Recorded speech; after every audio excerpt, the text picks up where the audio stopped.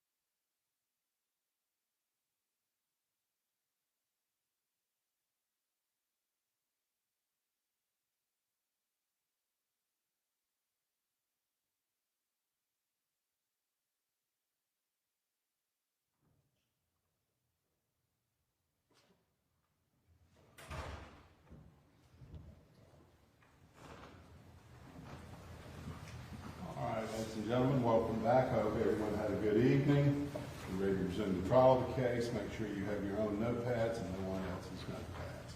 All right, the state can call your next witness. Thank you, Your Honor. The state calls Lieutenant Ben Wells.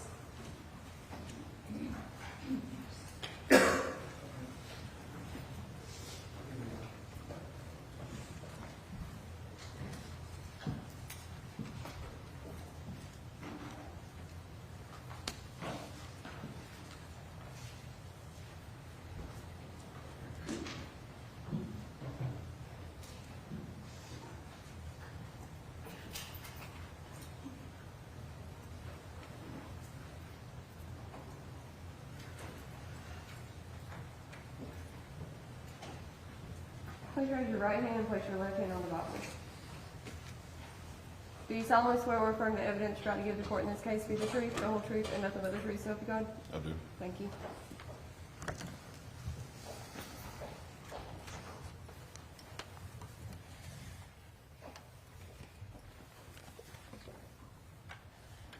Get you to state your name and then spell your last name for the court. I'm Benjamin A. Wells, W-E-L-L-S. May I, Your Honor? Yes. Thank you. Lieutenant Wells, where do you work? I work for the Horry County Sheriff's Office. And how long have you worked there? 24 years. What is your current position there? I'm a lieutenant over electronic crimes. What types of things does the electronic crimes unit do? We take cell phones, computers, and digital evidence and analyze it to identify anything of evidentiary value. How long have you been concentrating on electronic crimes? Since 2010. Did you receive any special training in order to work in electronic crimes or deal with electronic devices? I have. Can you describe what you've done? I have been to the Federal Law Enforcement Training Center in Glencoe, Georgia, and seized computer evidence recovery and digital evidence acquisition specialist. I'm a member of the Secret Service Cyber Crimes Task Force. I've been to the Secret Service has trained me at National Computer Forensics Institute in Hoover, Alabama. I have various vendor trainings and certifications. What's your educational background? I have an associate's degree in information technology. I have a bachelor's degree in computer forensics and digital investigations, and I'm currently pursuing my master's in digital forensics. How much longer do you have in your master's? Hopefully December. Okay. Do you teach any seminars or courses in digital forensics? I do. I'm a subcontractor, and I teach Cellbrite. Teach what? Cellbrite certifications. Thank you. Are you also a member of this Attorney General's ICAC task force? I am. I do computer forensics for the Attorney General's Office for Internet Crimes Against Children and human trafficking. So, because you teach it, I am assuming you are familiar with the Cellbrite software. I am.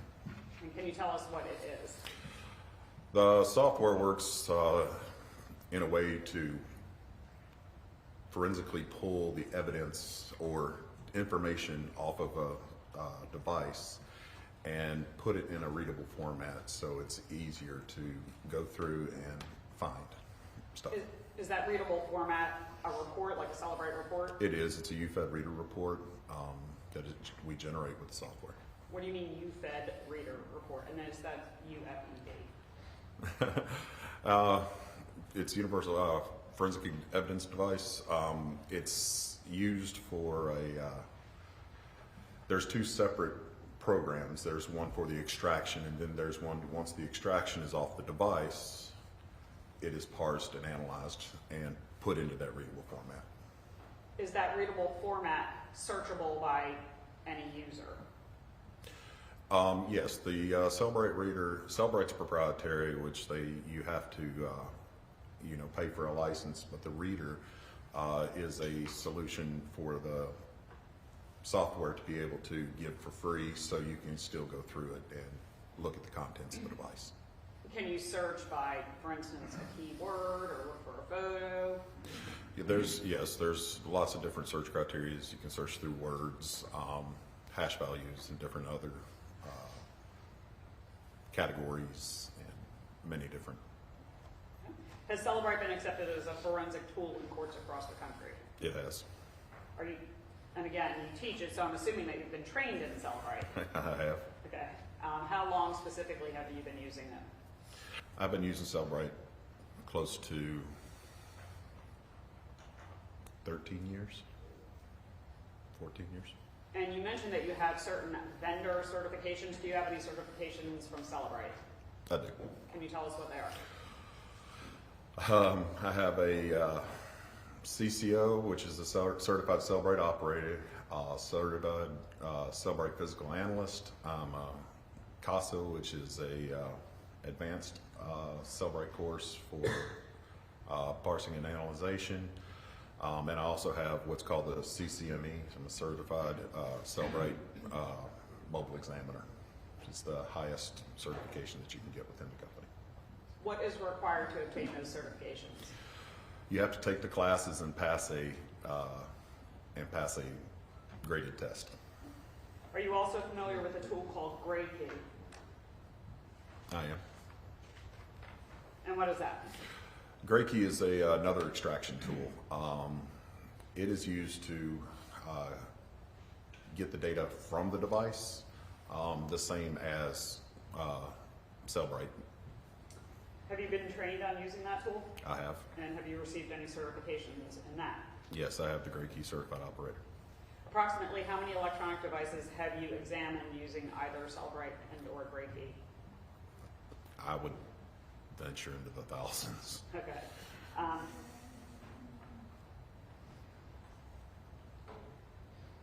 What do you, when you've said, talk about data on a phone, what do you mean? Well, of course, when somebody uses a device and it has to have those records in ones and zeros. So it's anything that the user will interact with the device, system interacts with the device, and to be able to see exactly what's on it. It kind of paints the picture of the data on the device. And when you say extraction, what do you mean? Well, because we can't do, you don't want to search a device on the device because then you're altering evidence.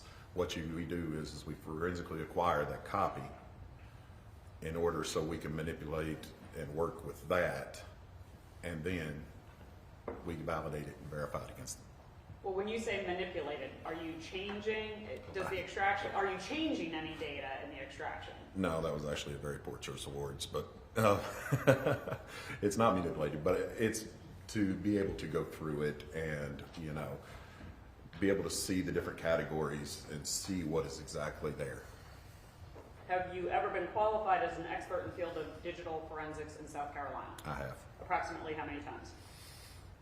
Twice. And were you asked to extract data from phones in this case? I was. Are you always able to extract data from a phone? I am not. What affects whether you can extract data from a phone? Well, there's a lot of different things. It just depends. It could be encryption. It could be passcodes, the hardware, newer versions. We're always trying to fight. We all know that our cell phones, they come up with security updates all the time, and there's just a plethora of things that can keep us from getting in the device. Are there different types of extractions? There are. What are they? Well, a lot of, there are three basic ones, which is your physical extraction, which is a complete extraction, physical extraction of the ones and zeros, which has what's called unallocated space. That unallocated space is deleted material. Then there's file system extraction, and that's basically all the files that are in the file system, in the user file system. And then there's what it's called an advanced logical or logical, and it is basically what you see on the device.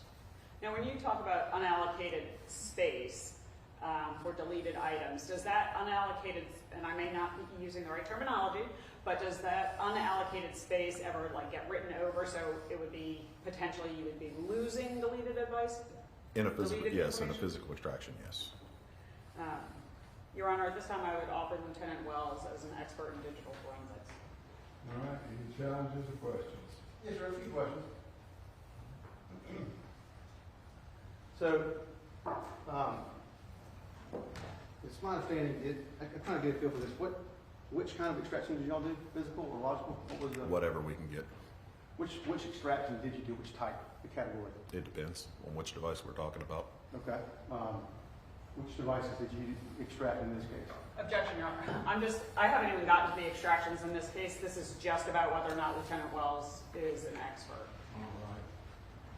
I sustain the objection. Okay. All right, let me ask you this. In terms of, what I think I heard you say was you did some physical in this case and some logical, is that right? It just, Again, Your Honor. I'm gonna allow that. Go ahead. it depends on the device. If there's some devices with file-based encryption that you can't do a physical. Okay. All right. Let's talk about your training. So you're still in the process of completing your training, is that right, in digital forensics? You're looking to get your master's? Completing my master's, yes. Yes, sir. Okay. In 2000, we're let's see, 4 years removed. So in 2020, where were you in your educational journey? Completing my bachelor's. You started it in 20, takes a while. Well, maybe my associates in it. Maybe it could be. I'm not exactly sure when. Okay. But before that, I'd received trainings throughout from the Secret Service and throughout the Department of Homeland Security in order to further solidify everything. I wanted to put a official degree behind it. Sorry, I didn't understand that response. I had a lot of training beforehand. Okay. All right. That's fair. And remind me what that training beforehand was specifically in. Specifically I've done trainings in advanced cell phone forensic acquisitions, advanced cell phone analyzation, network intrusion, cyber intrusion. Okay. And those things sound more to me like, it's just what I'm trying to understand. That training sounds like it is more related to finding out if somebody has committed like a cyber crime. Is that fair to say? There are trainings within that do that, yes, but this is what we call dead box forensics or mobile forensics. Okay. What specific training do you have related to extracting data from the phone? From extracting, I have the CCOs, CCPAs, which were week-long courses with the extraction. I did a 5-week course at the National Computer Forensics Institute in Hoover, Alabama, with the Secret Service to extract devices, and also teach it. Okay. Are you intending to offer any opinions in this case related to digital forensics? If necessary. Okay. Are you here to give us an opinion about the extraction itself, to just confirm the extraction, or are you going to give some other opinion beyond the extraction? I got to be asked the questions first, right? I don't know. I imagine you've gotten prepared for this, and you have an idea of what you're here to testify to, don't you, sir? I do. Okay. Because I don't have any kind of report from you or anything, or any kind of, that I'm aware of, any kind of specific report. Objection, Your Honor. The extraction report is the report. And that was provided years ago. Okay, if that's all right. If that's the basis, that leads me in the right direction. Okay, so now let's talk about the report itself. You, in your studies, are familiar with some of the issues with Cellbrite, right? Some of the public criticism of Cellbrite. Elaborate. Are you familiar with any of the criticisms of Cellbrite and its use in criminal investigations? Oh, there's criticisms on a lot of things. I mean, people have opinions on things. I'm not sure what you're asking. Are you familiar with any of those criticisms? I'm familiar with, people, sometimes it's too slow and it takes a long time to open. And are you familiar with the criticisms related to its reliability, sir? I'm not familiar with them. Are you familiar with criticisms related to the inability to delete to recover certain deleted items? Am I familiar with? The criticisms related to the fact that there can be deleted material from a phone that the Cellbrite program will not allow to be recovered. That's not necessarily would be an accurate statement, because it's not necessarily the Cellbrite that's not able to recover it. There's too many variables within that would consist in not being able to recover data. Okay. You'd agree with me, wouldn't you, that in terms of, there is, one of the other criticisms is that Cellbrite can be manipulated, right? You can manipulate the extraction. Agree with that? Anything can be manipulated, but it's forensically sound through hash values and matching values to be able to ensure that that data is not manipulated or changed at all.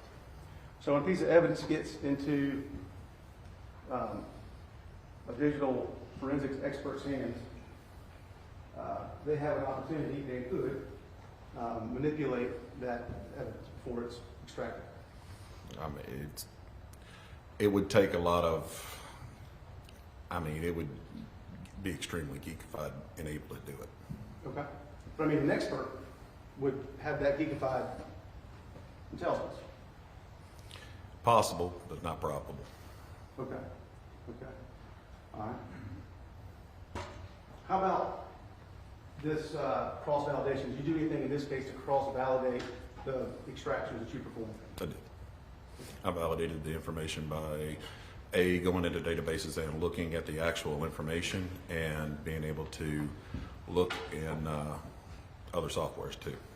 Okay, now I want to make sure I understand this. Are you telling me, the jury, that you looked at every image on these phones? Absolutely not. Okay. All right. What did you review? I reviewed different things that were evidentiary value that were brought to me from the detectives. Okay, so you looked at cherry-picked portions of the extraction, is that what you're telling me? I validated it. Okay, so I just want to understand what was going on here. They give you a portion of an extraction, and then you would go validate that? Is that what you're telling me? It's impossible for me to know exactly every detail of an investigation. That's what the reader is. It's a force multiplier. So in an event where there are massive amounts of data in a cell phone, and being one person being able to go through that, it's not just. You can't do that. It's designed to be a force multiplier so many people can collaborate and be able to come up with with the evidence that is needed in the case, and then it is validated by me. Okay. So we're in agreement that in terms of whatever evidence, if this evidence is in its pure original form, it is too voluminous to even be studied in completeness. Objection. What evidence? I'm not really sure. The extraction. Did you agree with that? That's why it's categorized and used into the Cellbrite reader, so it's able to be viewed. Okay. If you're looking at it as on a computer with a folder and you're trying to go through it by looking at folders, you will never be able to get through everything. Apps are sandboxed, so everything is, within its own app. So that's where the Cellbrite software is able to parse it, categorize it, and make it where you can read it, and you're able to search. And do you have any? Is Cellbrite software something you have any control over? Control as. I'm sorry. Do you know the methodology? Have you been involved in any way, shape, or form with the software Cellbrite, other than using it in terms of like its creation? No. Okay. Any of its algorithms? Cellbrite will not share that. Isn't that correct? It's proprietary. And so you're having to put your confidence in the actual software and program, right? Mm-hmm. You can't independently verify that the program itself is not flawed.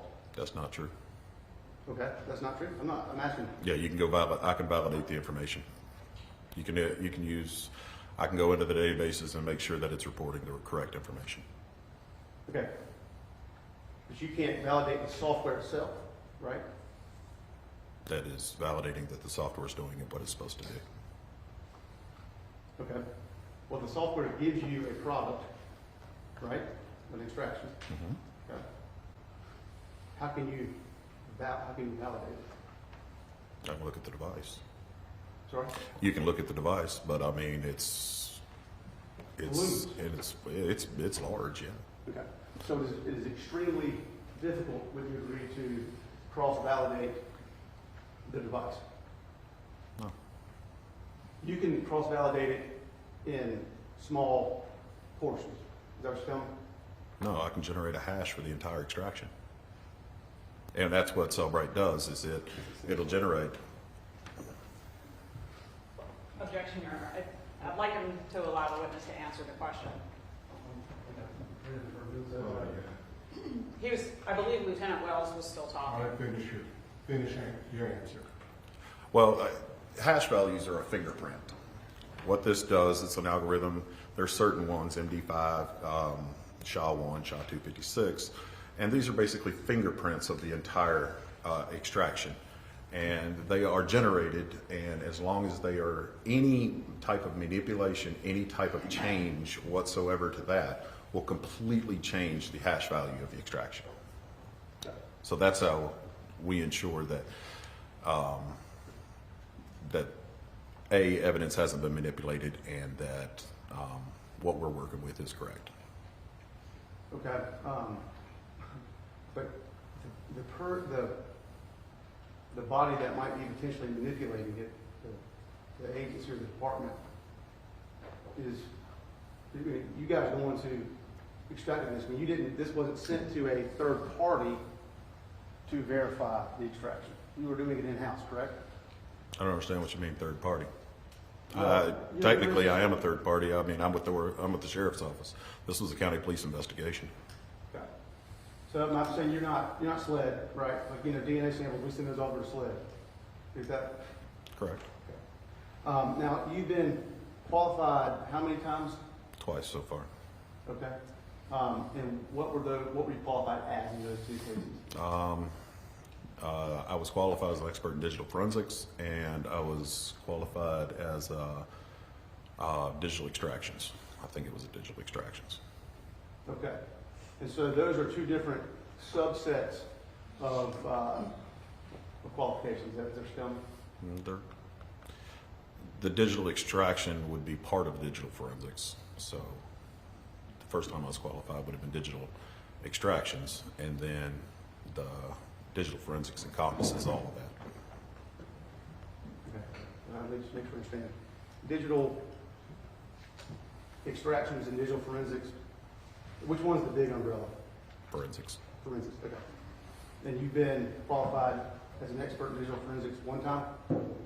And one time for that, yes. And then a second, and then one time for the smaller category of digital extraction? Yes, sir. In the case where you were qualified as an expert in digital extraction, what program was used in that case for extraction? Cellbrite. Have you ever been denied as a witness? I have not. Have you ever testified in federal court? No, Were you qualified in the 15th Circuit as an expert? I was. And in those two instances, what was how many phones were you asked to extract in those cases? I don't recall.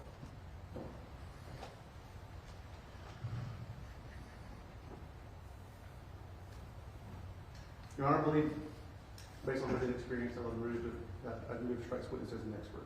All right. I find this witness to be an expert in the field of digital forensics, so we become subject. Thank you, Your Honor.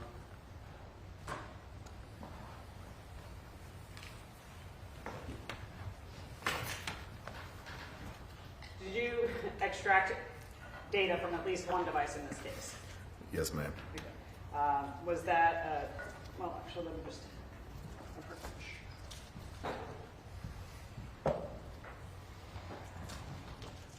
Your Honor, if I may approach with admitted exhibit 19. And actually, let me give you the extraction also.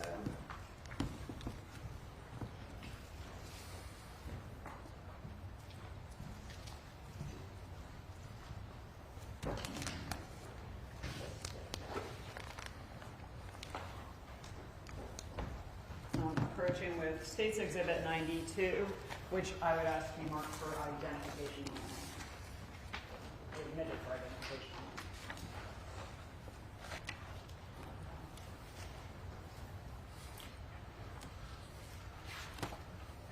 May I refer to my notes? Your Honor, may the witness refer to his notes to verify that that is the phone.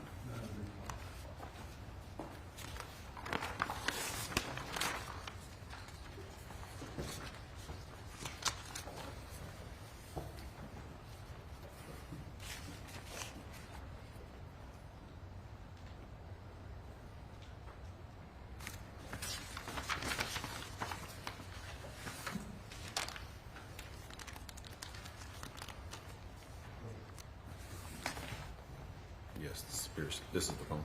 Okay, just make sure you keep your voice up, please. Yes, this is the phone, Okay. the device. And how are you verifying that? Well, first of all, each device has a unique identifier, which is IMEI, International Mobile Equipment Identifier. Our identity. Slow down a little bit. We're trying to type everything down. Sorry. And that's basically a unique identifier for the device, which I cross-reference that with the report that's in front of me, or the pictures that are in front of me with the device. I have documented pictures of when I did the extraction, and I verified that the IMEI number is the same. Okay. And so is 92 the extraction of data that you performed from State's Exhibit 19? Yes. And Did you? Yeah. yes, it is. And how are you verifying that that is the extraction that you performed? I validated it before court and initialed this. Okay. Thank you. Do you need to keep this in front of you just so you're sure what we're talking about? Yeah, that's fine.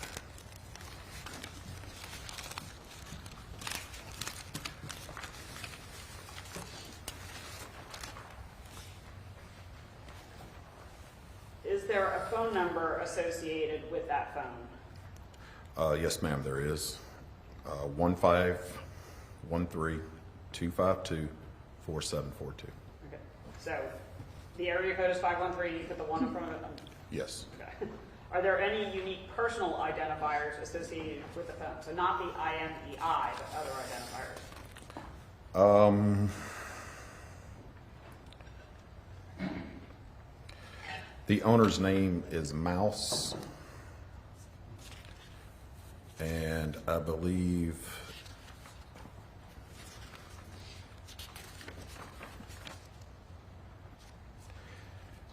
this was also backed up to a MacBook Pro with the user of Meagan Jackson. Where did you get that phone?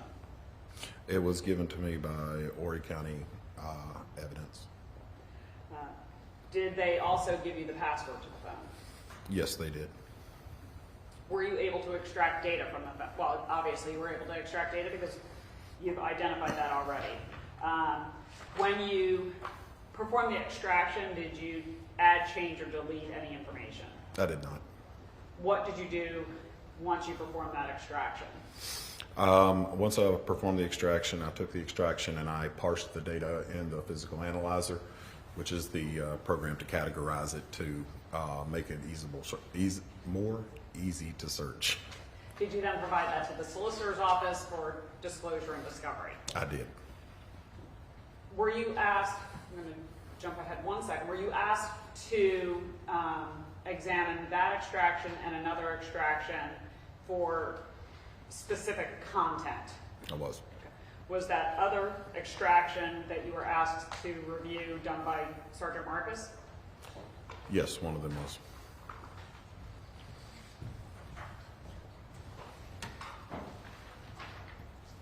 I'm approaching with admitted exhibit 95. Is that the extraction of Erica Dontel's phone that you reviewed?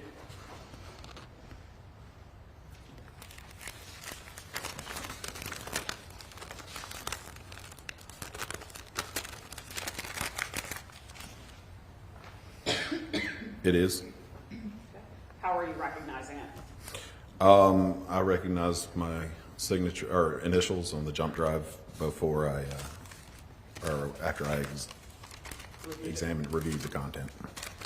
Now, I think Mr. Britton covered that those extractions are fairly voluminous.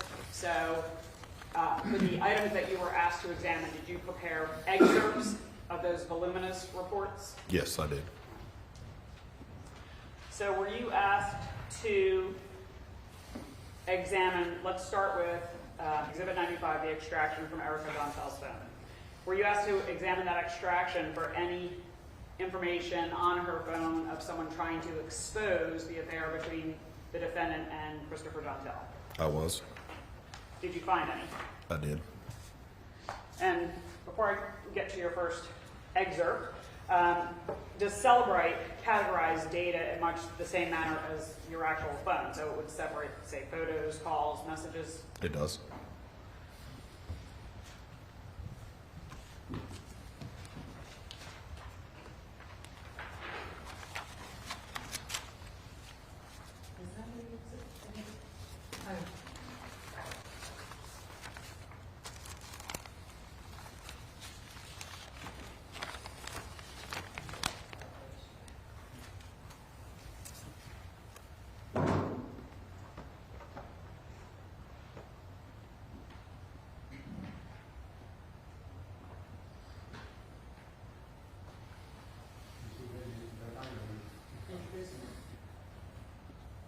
Your Honor, I would object this being reduced. There's paper evidence on this.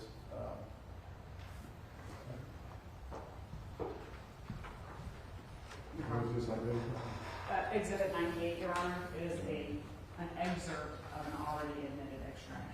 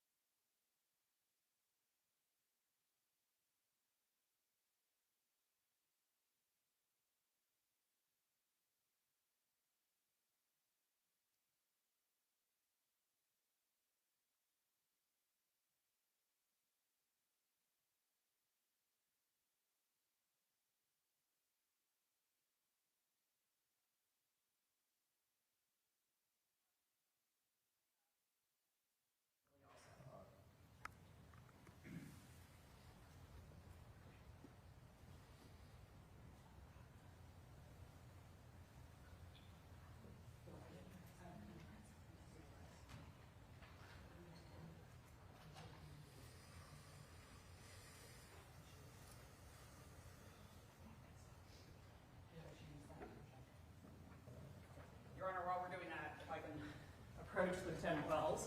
Correct. Yeah. I'm showing you State's Exhibit 98. Is that an excerpt that you prepared regarding information that word of the affair was sent to Erica Dontel? It is. Your Honor, at this time, with the redaction, I would move to admit State's Exhibit 98.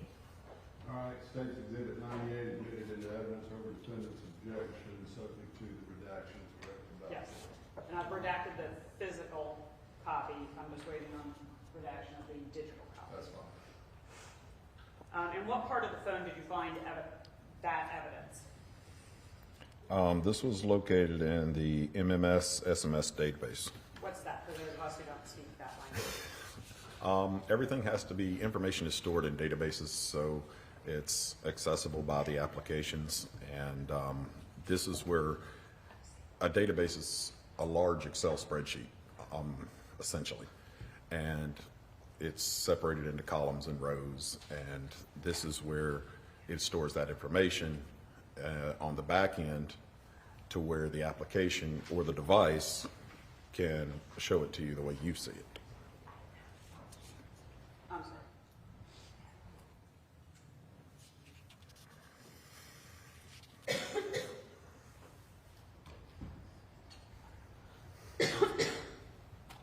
Court's indulgence, I'm just trying to make sure that the redaction is done.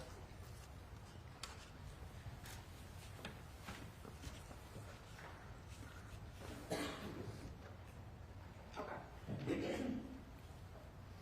And, sorry. Can you describe what Exhibit 98 is? This is a excerpt from an instant message conversation. Your Honor, I have verified the extraction. May we publish Exhibit 98? Yes.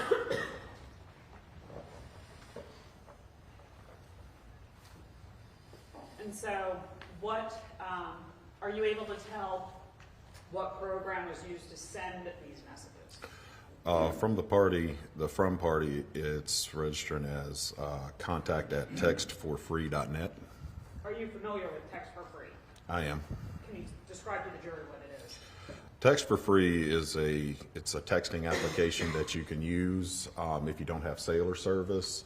It's used to be send text anonymously to where it can't be brought back to you.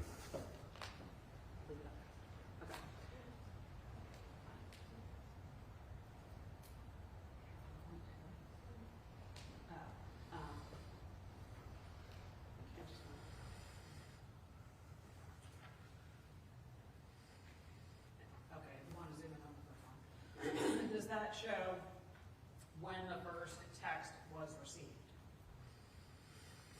Yes, the direction was incoming, so it came in 9/27/2020 at 3:35:27 p.m. And what is that first text? Your number is posted on the special ed curriculum. I thought you should know I found out your husband has someone else pregnant. And what's the next text? The girl that is pregnant is Meagan. Ask her. Then redacted. Let me go back to the first text that was sent at 3:35 p.m. And I'm going to show you.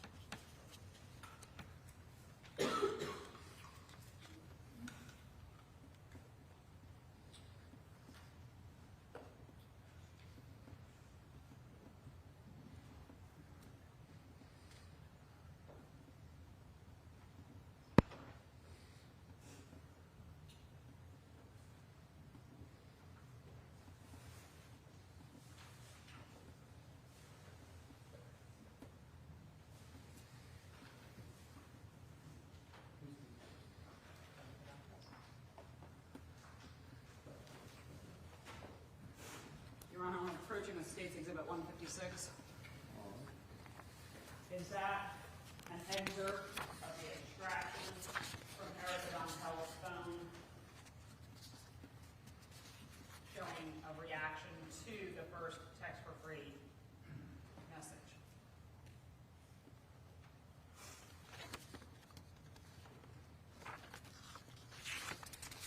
Yeah. Remember, this time I would move to admit State's Exhibit 156 in public. Yes, sir, Your Honor. You say yes? Yes, sir, Your Honor. Yeah, yes, sir. State's Exhibit 156, admitted into evidence without objection.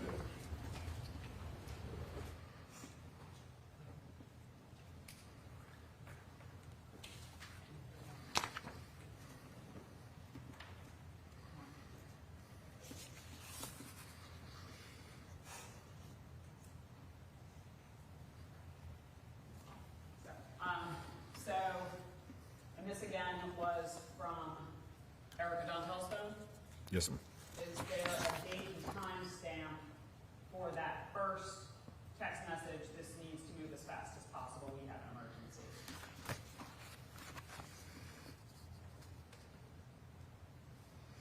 Yes, ma'am. And what is it? I'm sorry. What is the date and time stamp? 9/27/2020 at 3:40. So about 5 minutes after that first text for free text?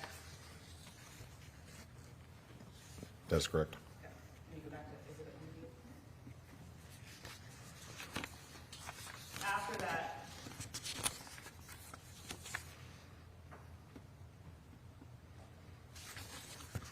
After that, first text at 3:35, did text continue to come in from the text for free app?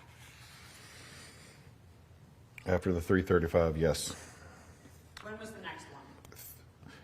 5:45, 23 p.m. And what does that text say? The girl that is pregnant is Meagan. Ask her, question mark.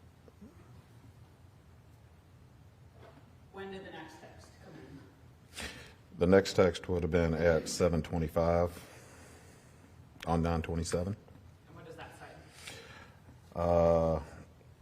Meagan Jackson, Chris Dontel, Savannah Rice, Josephina Nakawatsa, flight 4652 Myrtle Beach, September 24th, 7:01 a.m.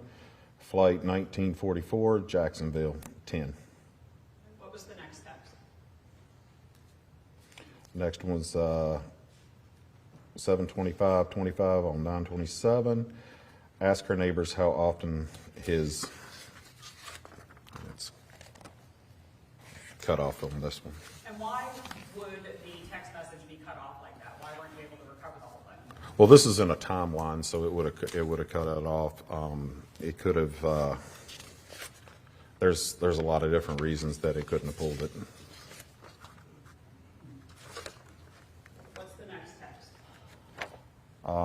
It's a link for https://ibb.co/BQHR82R. Okay, and what is IBD? IBB is a image hosting site. What do you mean? Well, if you want to share an image or without directly sending the image, you can upload it to the site. It'll create a link for you, and then you can just send that hyperlink. Did you, in fact, follow that link or type that link into a browser and try and pull it up? I did.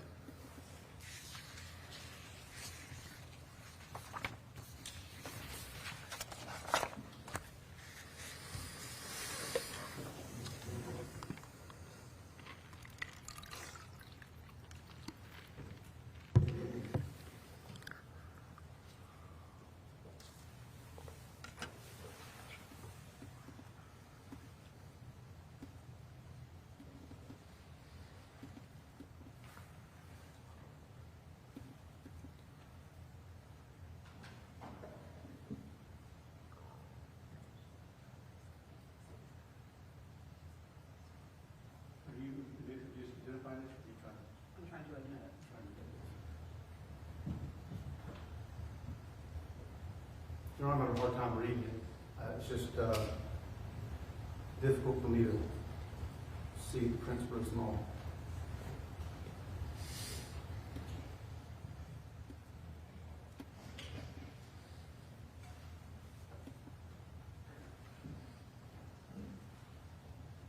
No, I may need a second outside the presence of the jury to decipher this. I can't read it.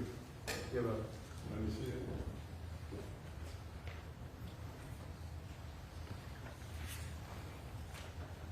Your Honor, I'm going to approach also 90B, which is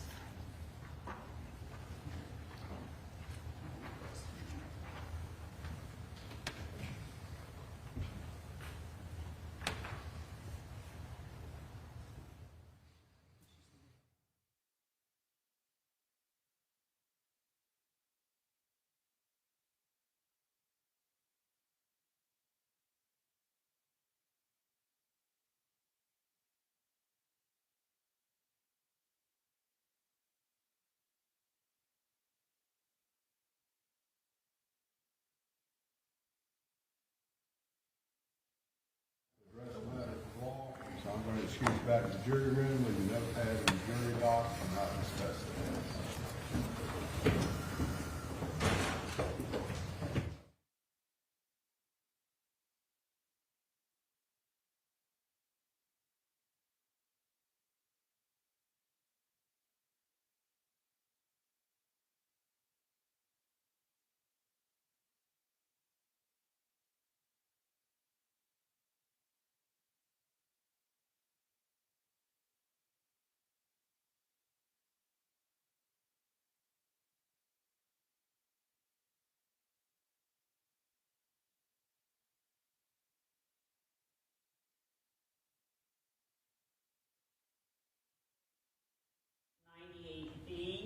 which is the same text conversation from someplace else without forecasting my questions, but this version is easier to read.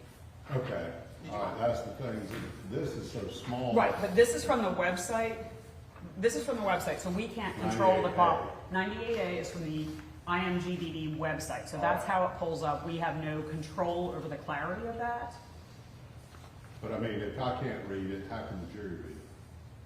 Because this is the same conversation, and you can match up the readable portions of the blue portions here. I think are the ones that are difficult. So 98B B, is just a larger printed form of 98A. from a different source. It'll be clear after I ask my questions, but, Well, let's proffer it then. okay, all right. I'm just gonna give you 98A and 98B.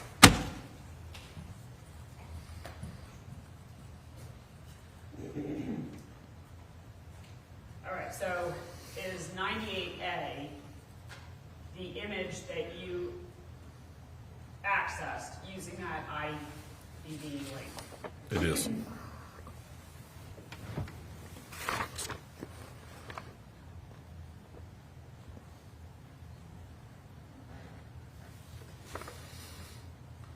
It is. Just have to say that out loud. And then, were you able to find that same text conversation in the defendant's phone? I was. Is that what's depicted in 98B? It is. And how are you able to tell that it is the same text conversation? Well, I can actually kind of turning over B. I can read it. I make it a point of spending time with you, and I love spending time with you. I like to have sex with you. I make it a point of avoiding Erica, and she makes me sick. And I don't have sex with her. There isn't a comparison. So I can actually identify the first text message, and then when I come to the report,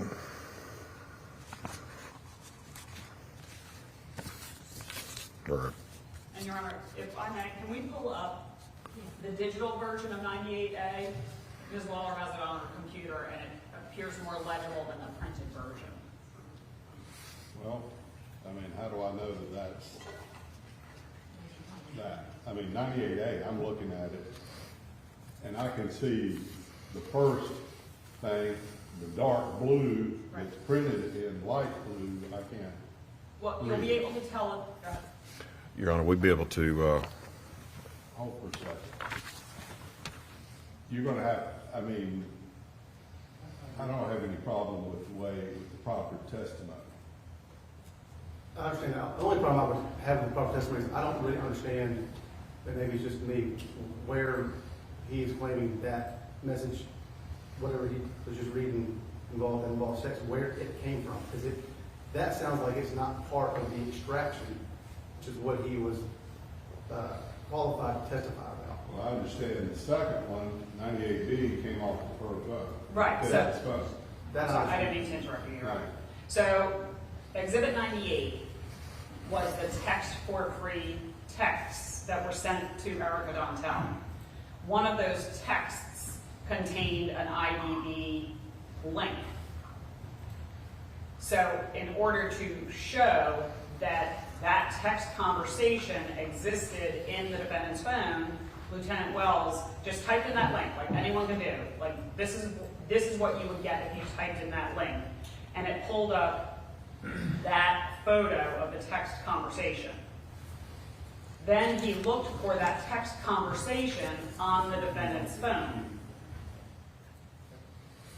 Does that make sense? Yes, Your So Honor, that's sort of what we're trying to prove. I understand. I don't be disrespectful, but I feel like he should be excused during this conversation. No, I'm gonna go ahead and I'm gonna allow it. Hold on, could I just be heard on it? I think what they're trying to do, as I'm hearing it on now, and I think it's extremely prejudicial and very misleading. If they're attempting to say that Meagan Jackson sent the anonymous message to Greg Rice through this conversation, which is about sex, which is unrelated, and that is extremely misleading and improper. Well, I'm gonna overrule it, I'll allow it. Okay. thank you. Could I have some time to try to read that myself? We're also trying to reprint it, but if you wanted to look on his computer. You can definitely read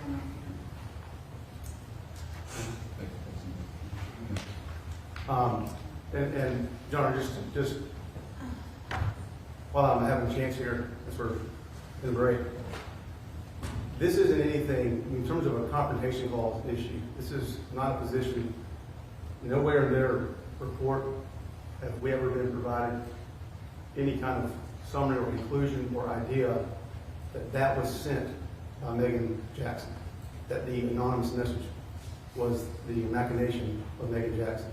That is a new position they have taken at the start of this trial. And now they've come in and qualified an expert to try to link that without her having any opportunity to confront that. It's completely improper. Overruled, I'll allow it. Okay. Thank you, Ron. May I go approach this computer for a second?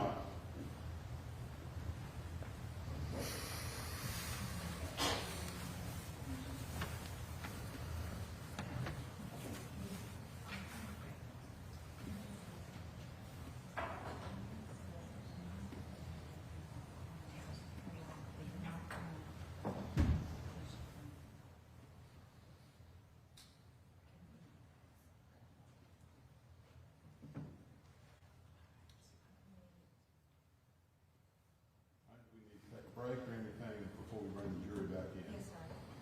Yes, we're just trying to print it downstairs so that it's in color and perhaps unreadable. It's just to a better printer. I think it'll come out clear, Your Honor. How long will the break be? 5 or 10 minutes. 10 to be safe, I would say, Your All Honor. right, let's take a 10-minute break. We'll come back. Officer Wells, you cannot discuss your testimony. Okay? yes, Your Honor. All right, we'll break for 10 minutes. Let's go down.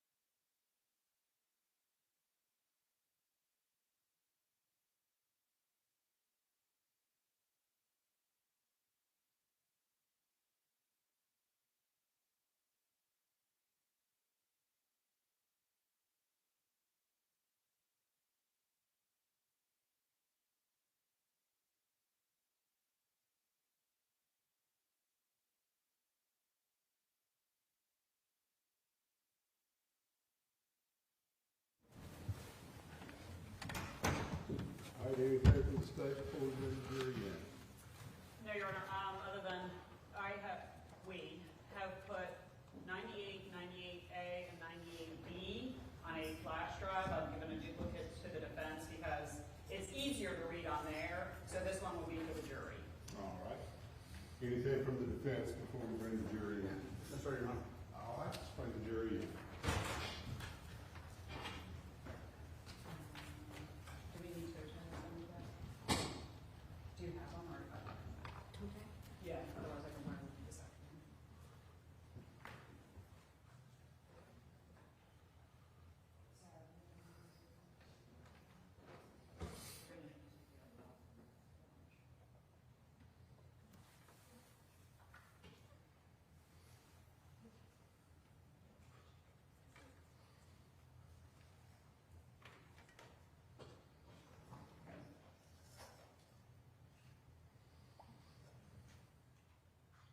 Your Honor, would you like me to replace the, well, I'll label this also as exhibits 98 A and B, or I'm not sure how to.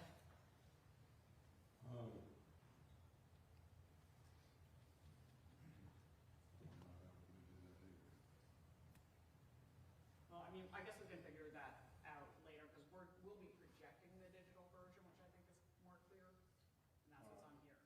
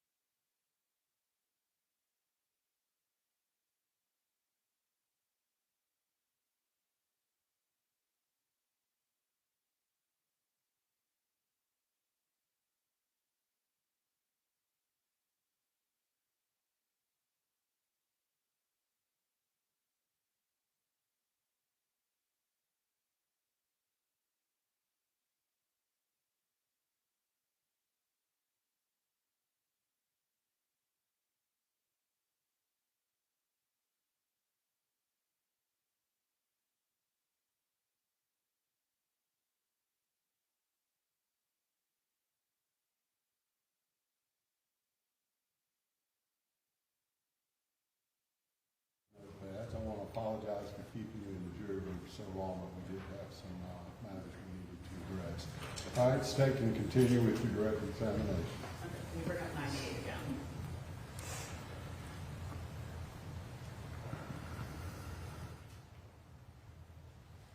Yeah, that's perfect. Okay. So this line 8, this, because we did take a long break, can you explain IBB.co again for the jury?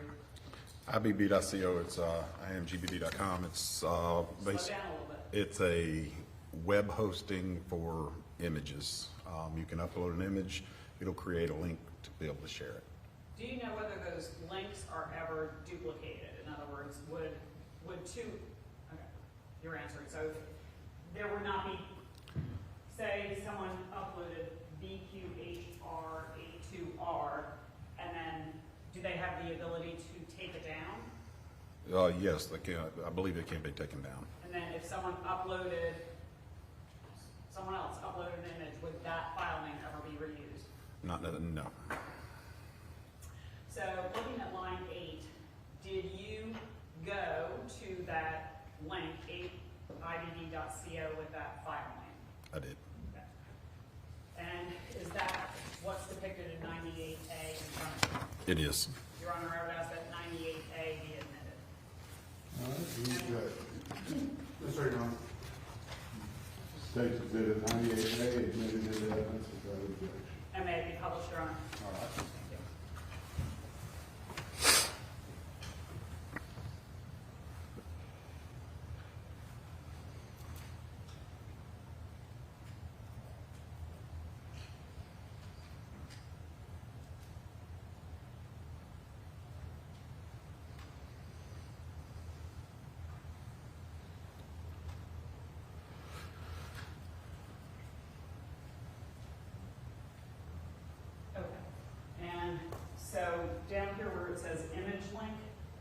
What is that? Image link. Image link is the address, basically the same as the web address. It's the web address for that image and the So page. that's the link that was contained in the text for free text? Yes, that is. Okay. Can you show the text itself?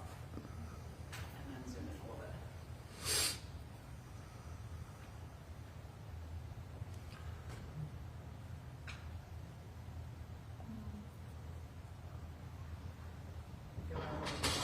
You're making it your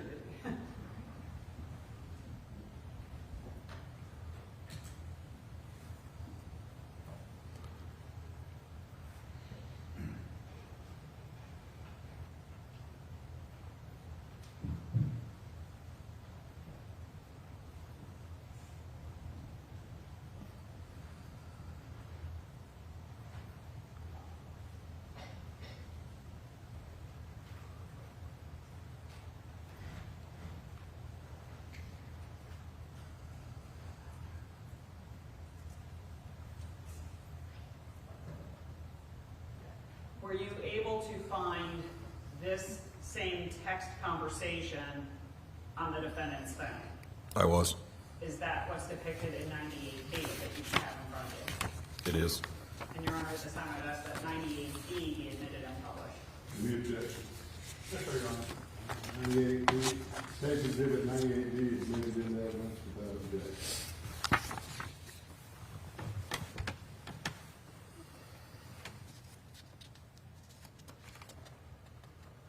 We'll go page by page, just so, let me get it up. All right, so what is this first page of 98B showing you? This first page is, there's multiple extractions for multiple devices. This is just identifying the device that the information came from. And so which device did this come from? This would come from the phone number 513-252-4742 and the IMEI last 5862. Right, is that, and there's no snake, so is that the defendant's phone? It is. Yes? It is. Okay.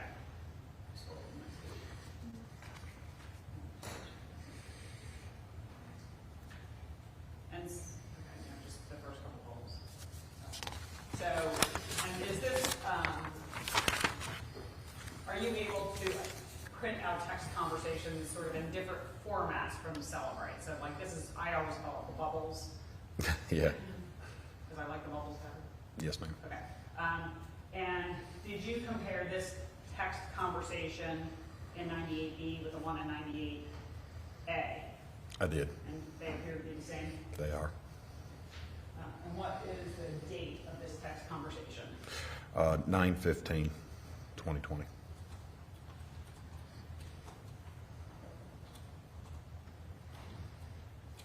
If I can.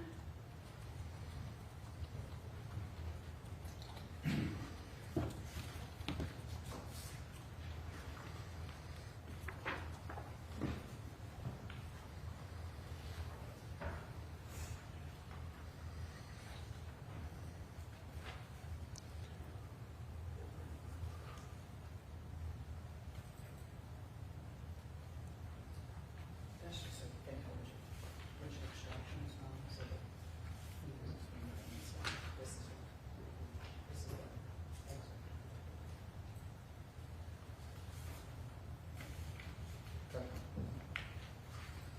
Your Honor, if I may approach with State's Exhibit 100.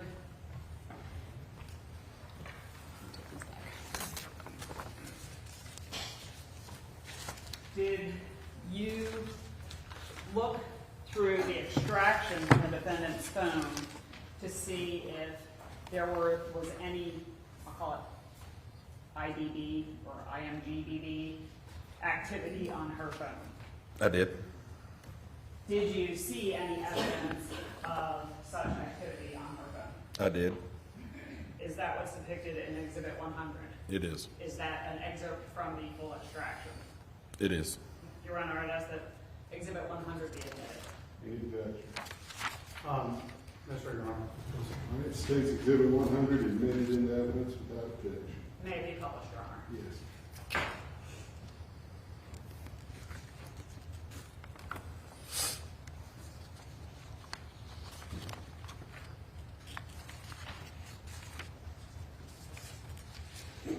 Okay, can you just explain to the jury what they're looking at? In the readable format, it puts it, if you'll see where types is, it came from the notes application. Like this?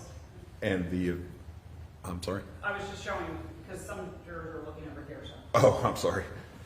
So the event is that is the contents within the notes, and this is a list of different IBB.co web pages and web addresses. I'm sorry.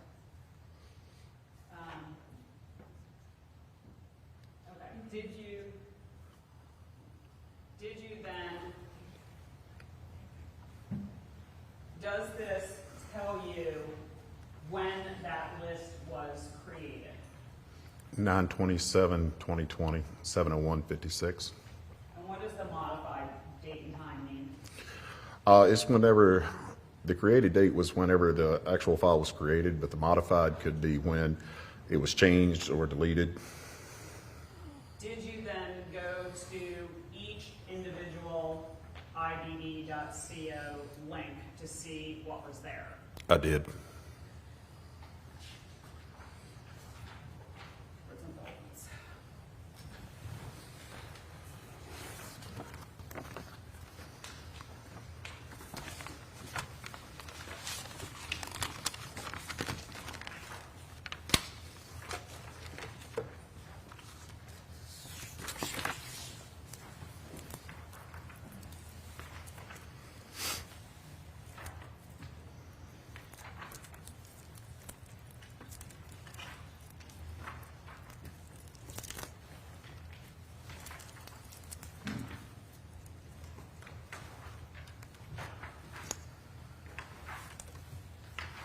Sorry, Your Honor, there are quite a few links.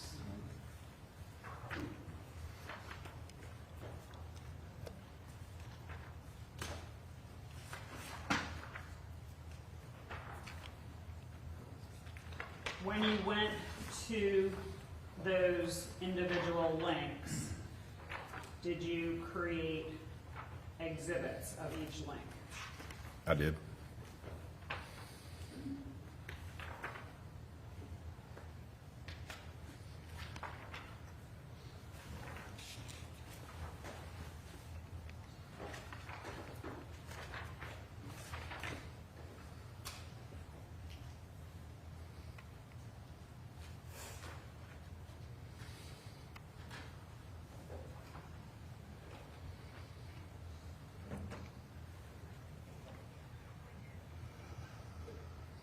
Your Honor, as you can see, I've been handed a pretty decent number of exhibits. I'll take my best to go through them, it's just, I just don't want to keep everybody waiting. But these are simply those links that were provided many years ago, just plugged into the search engine.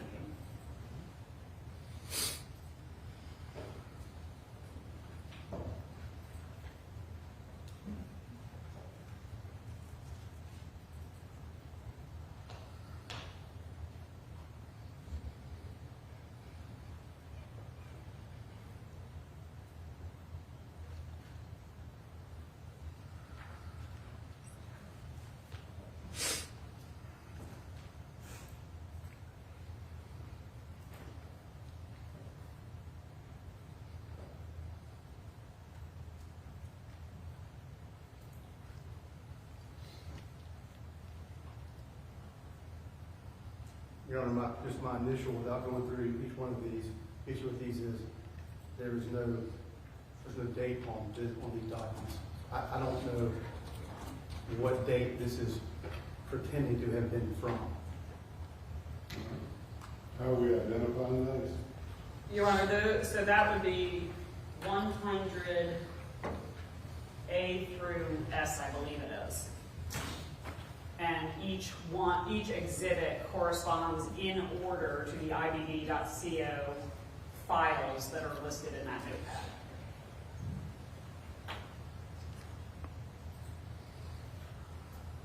I just want to make sure I understand, is it the testimony that says created on 9/27/2020, that all of these were created on that date?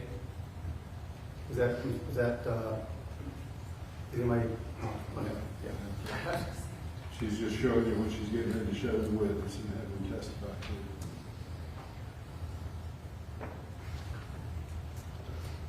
Yeah, Your Honor, unfortunately, there's some things we need to take up outside the presence of the jury based on this here. All right, ladies and gentlemen, we'll excuse you back to the jury room, leave your notepads in the box.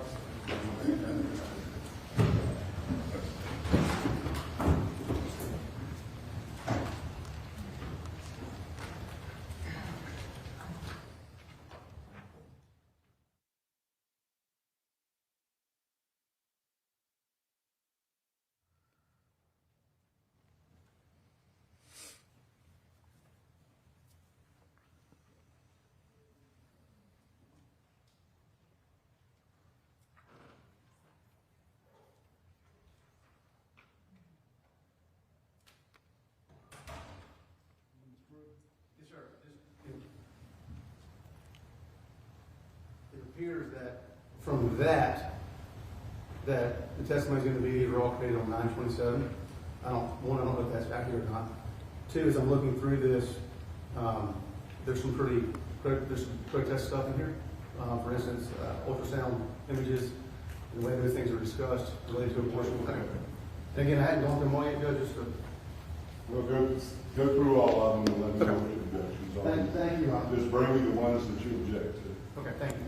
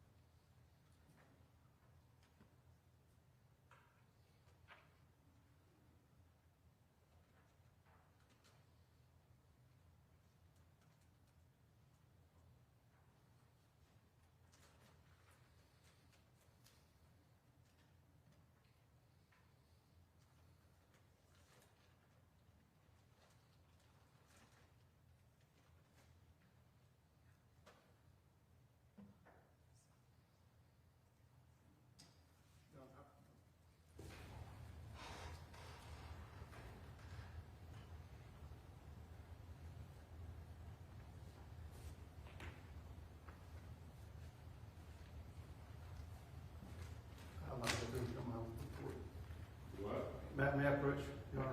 All right. Well, they're still my exhibits, so I need to be able to see what you're objecting to.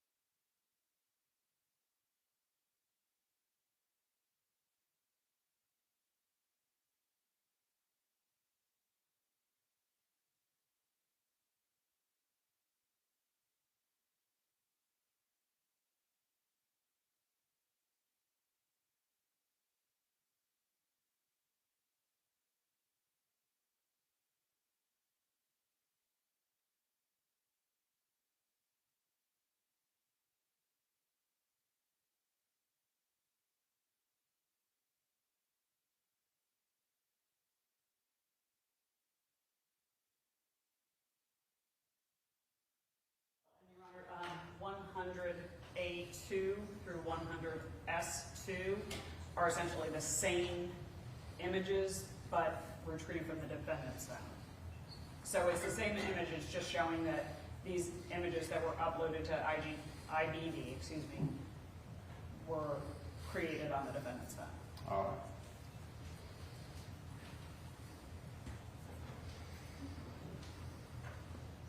Anything further from the defense before we bring the jury in?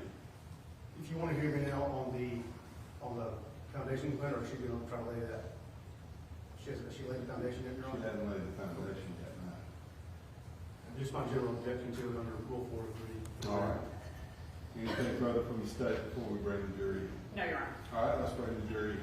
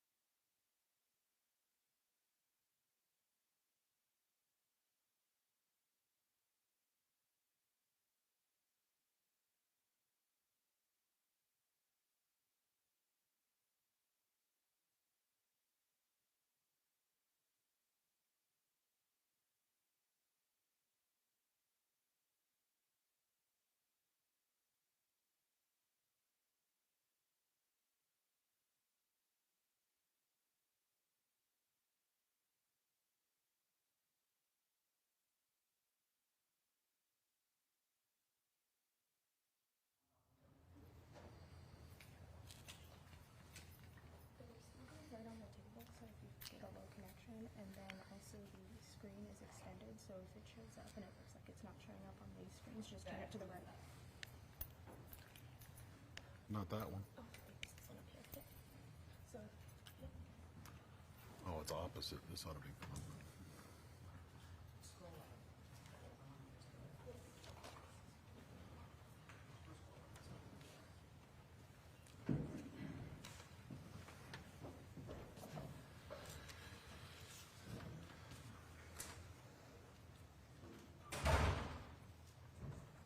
All right, ladies and gentlemen, welcome back. Make sure you have your own note cards. All right, you can continue with direct examination. Thank you, Your Honor.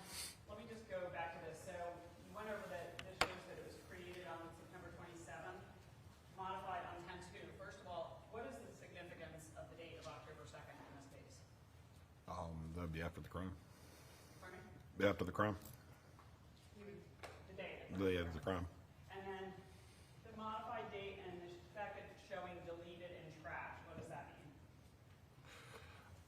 That's most likely, that's when it was modified and the file was moved to the trash.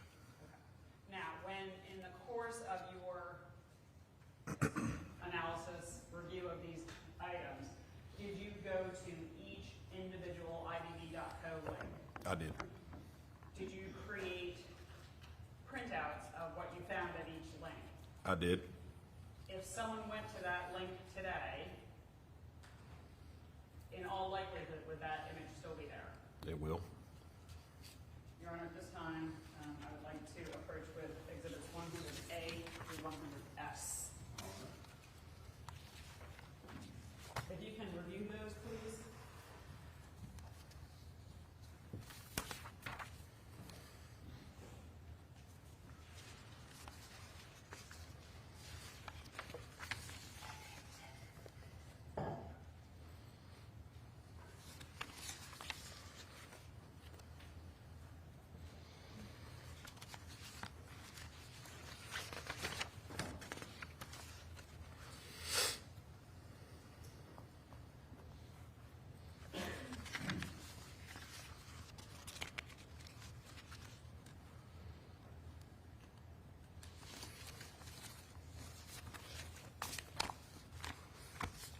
Yes, ma'am. Are those the printouts that you created from each of those links? They are. If we can start with 100A, please. Wait a minute, is that what we did that? Oh, I'm sorry. Thank you, Your Honor. Thank you. Your Honor, I would move for addition of exhibits 100A through 100S. I apologize. All right, states exhibits 100A through 100S admitted in the evidence of the defendant's objection. objection, I haven't had a chance to say yet. I wanted her to have a chance to lay the foundation. This says created on 9/27. This witness cannot and has not testified to the date those images were actually created. That is not an accurate date in terms of the creation of those documents. And he can't, it's impossible for that to be true. 100 after 100 as admitted in the evidence of defendant's objection. Okay, and just to clarify, that created date, is that for the notepad entry? Yes, that would be the date that the note was created, not the links. Okay, so let's, may I publish them, Your Honor? I apologize. Yes. 100A, please.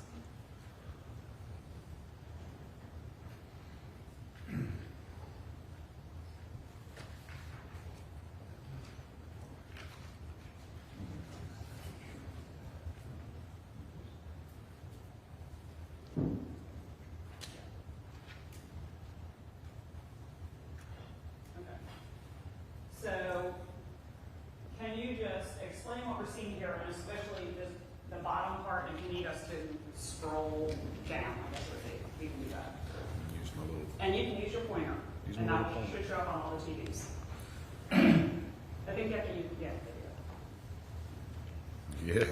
Well, you use that one, it might be easier for you, and it'll show up on all the screens. Okay. All right. This right here is from the link. If you can, Your Honor, may I stand up and point to the screen? All right, as long as you got it in your microphone or the court you pick up the testimony. This right here is the image link. This is the same as the link that is in the notepad. And this would be the file name. And the embedded code, this is the link in the HTML where you would represent the web page or when you would share the document. Sorry, I just need to, if I can approach under some different information.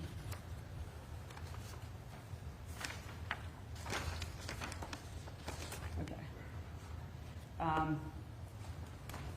There is, next to the embed codes, well, I'll point over here, you point up there.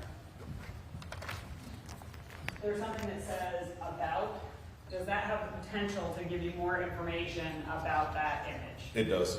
Okay, so if we go to the page of this exhibit. Is this the information that comes up when you click that about link? It is. This is exit data, which is, Can you spell that for the court reporters? exit is EXIF. And what does that mean? It's extra data that is about the image.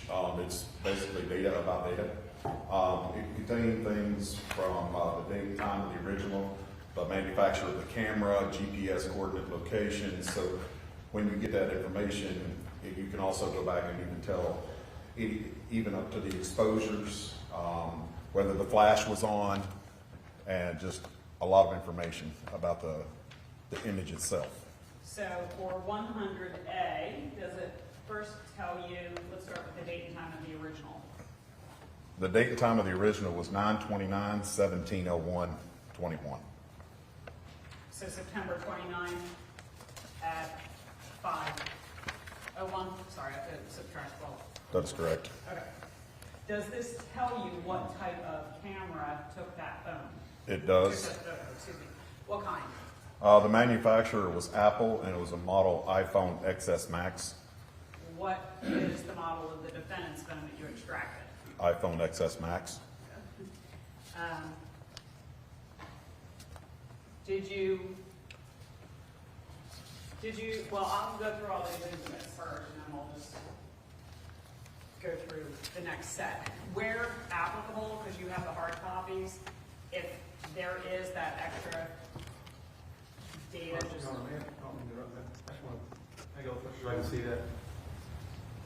Actually, sorry. Is it okay if I stand up here? Just hold it so I can see your receipt. Jurors. I'm not blocking it, I'm not blocking it. All right, go ahead. So if you can go to 100B, and as I said, if you were able to get that extra data, just let us know. I was.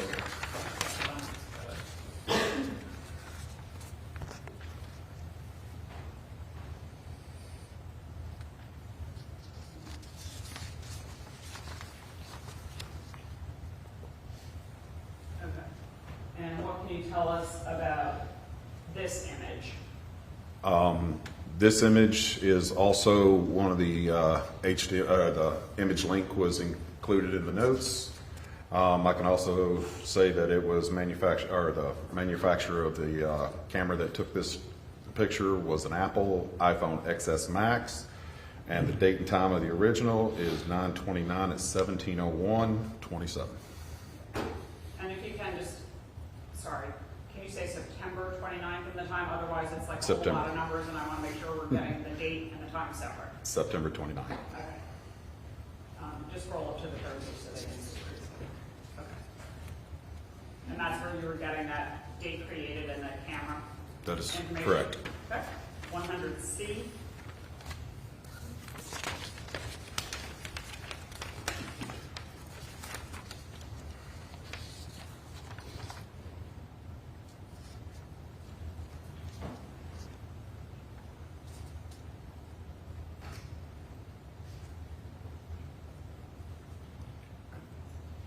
What can you tell us about this image?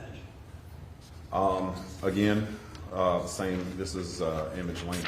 The image was from the notepad on the device. And again, the manufacturer was an Apple. The model was an iPhone XS Max. And the date and time of the original is September 29th, 17:01:41:2020. And just to save time, when you are giving us that information, that means that that third page is there? Yes, ma'am. Okay. 100D. Also in the notes, this was an Apple iPhone XS Max. This was created on September 29th, 17:01:2020.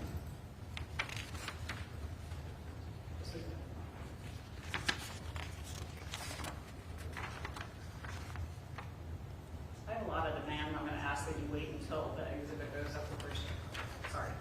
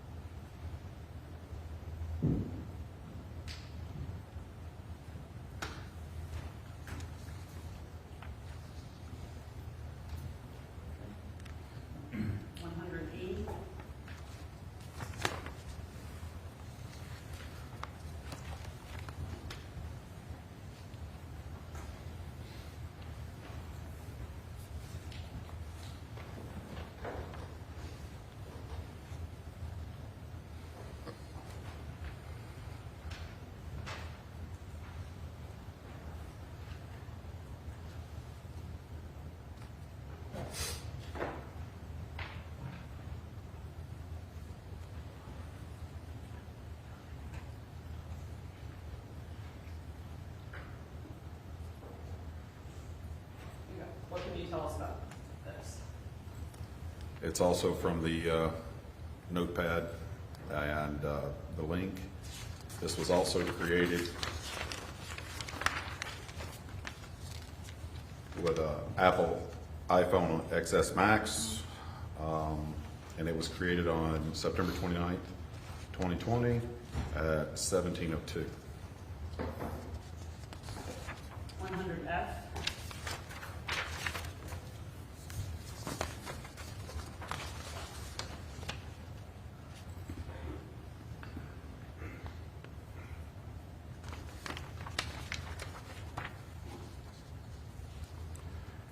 Again, this is from the notepad, and this was also created with an Apple iPhone XS Max, and this was created 9/29/17:02/2020, or September 29th, 17:02. 100D.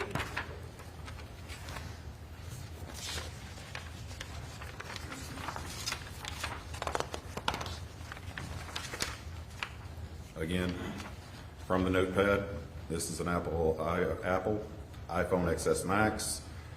and this was created 1703, September 29th, 2020.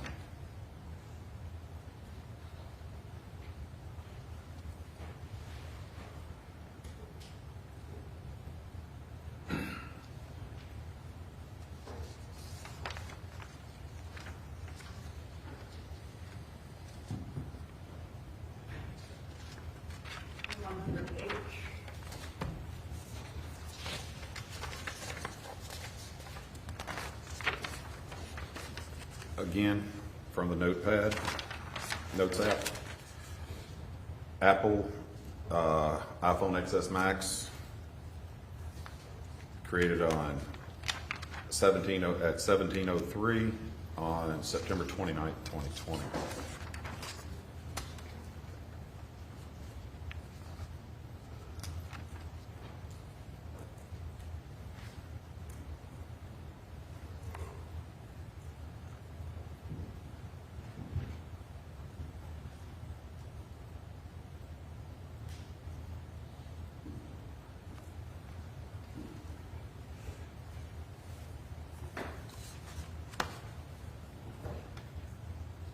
I.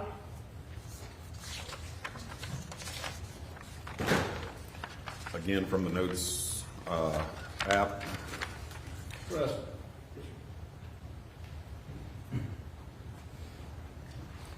it's a manufacturer's Apple iPhone XS Max.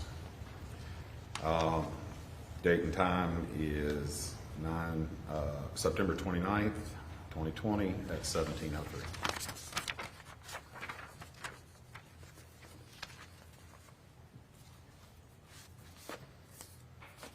J.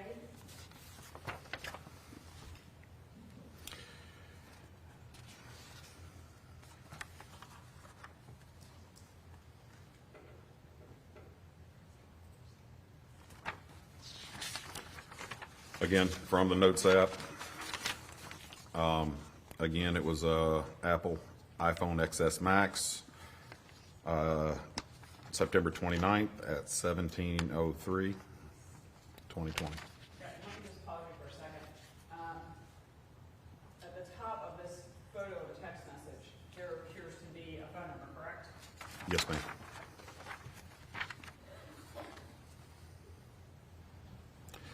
It would You be, may not know. Do you know who that phone number belongs to? I'm not sure, no.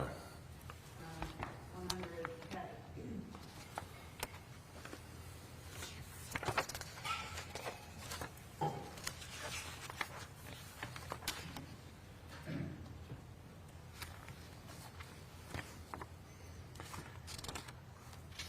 $100K. That is also a link from the Notepad app or Notes app, and this also came from an iPhone XS Max on September 29th, 2020 at 1703.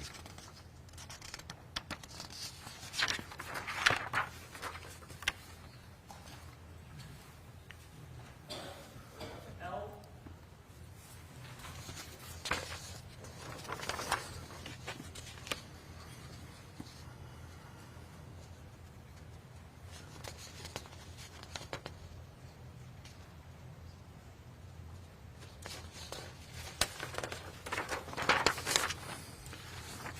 Again, from the Notes app, and it's also an Apple iPhone XS Max.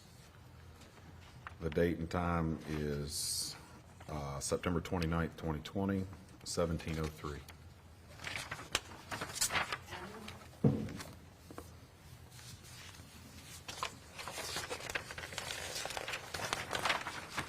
Again, from the Notes app, Apple iPhone XS Max. This was at September 29th, 2020 at 1704. N.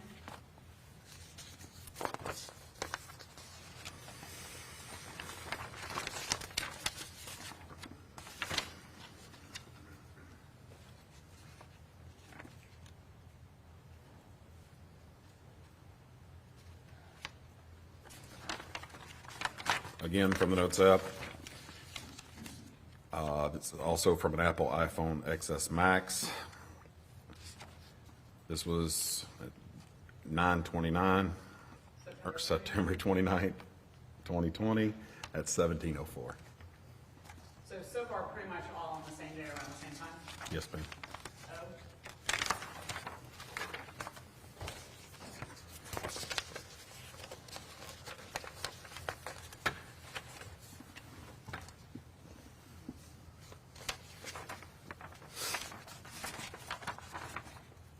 Again, this is also from the Apple iPhone XS Max.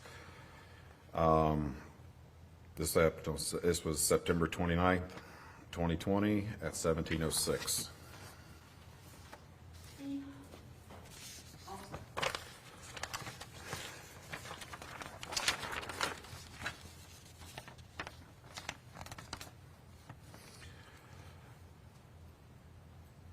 All right, again, from the Notes app, this is the Apple iPhone, it's from Apple iPhone XS Max. And date and time original was September 29th, 2020 at 17:06.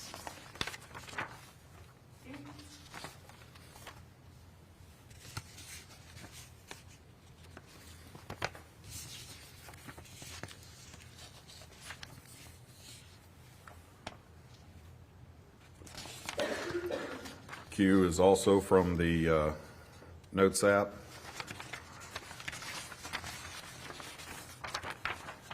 It was also an Apple iPhone XS Max, and the date and time of original is September 29th, 2020 at 17:06.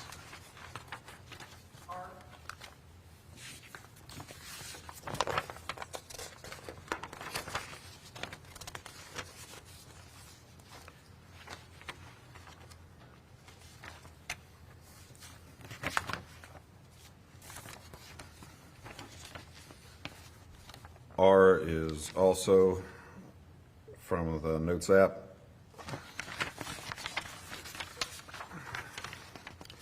And it also came from an Apple iPhone XS Max on September 29th, 2020 at 17:07:11. And last for this set, S. Okay, this also came from the Notes app.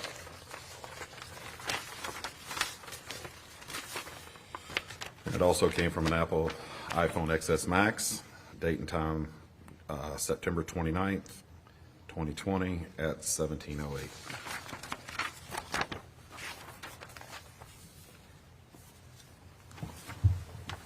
Now approaching with 100A2 through S2. Were you able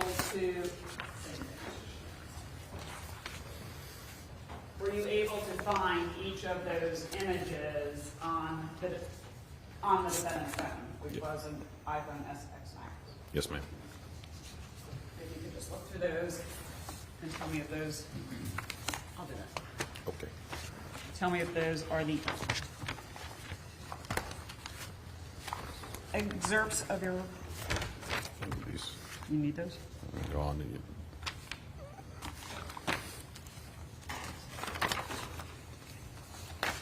Start looking through those after this.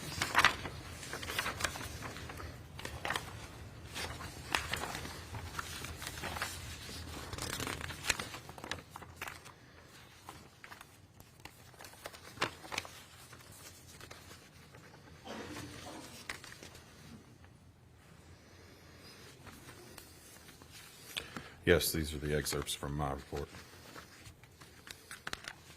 And where on the phone did you find those images? They were in a temporary file that was associated with Safari. Can you explain what that means? A temporary file it's where an application will store a file temporarily for it to use. It could be temporarily there until it's downloaded. It could be temporarily there when it's uploaded. But it's just a temporary holding spot for a file.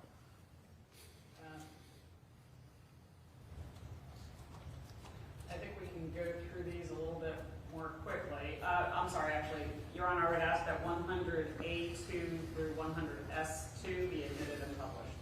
Your Honor, take a look at them. I All right. just told them where everything is really cool.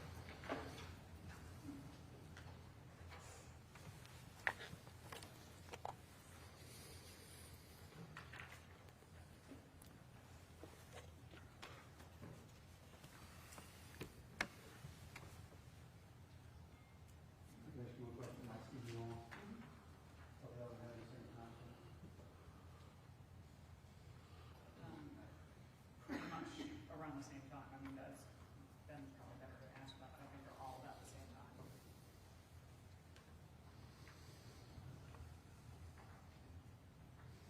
I was going to object to that, just in terms of, I don't know if there's been a proper foundation laid for the timing of these, creation of these documents.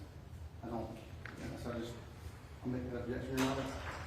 But without that, otherwise, you can let me know, but I'm going to object to them on that basis for the record.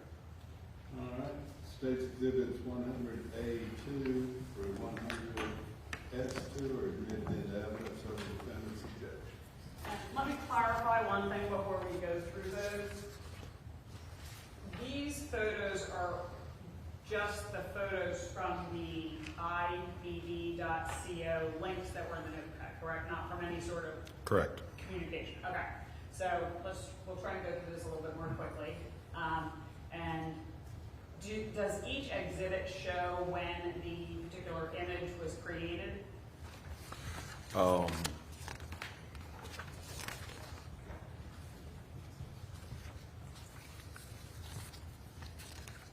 far, yes. This is my point. Yes. Your Honor. Yeah. So what I'm asking is, can we just fast forward to the third page of each exhibit? Okay. So 100 page series. This will be 5:01 p.m. on September 29th, 2020.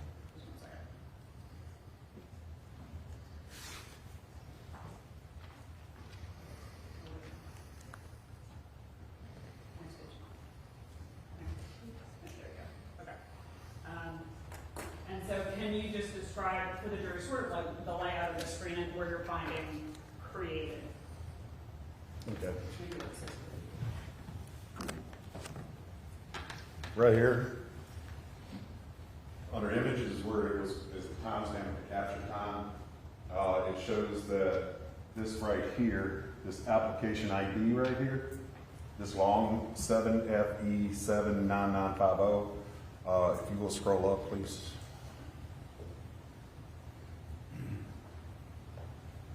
It shows that that's the mobile application ID for Safari. Okay, scroll back down, please. So it's found in that Safari folder, in a temp folder, and the name is actually the same on the device as it is on the IMGBB website, with the format that IMDb uses does throw in a couple extra hashes, but all the digits are the same and the hash mark. Okay, and are these, when was this created?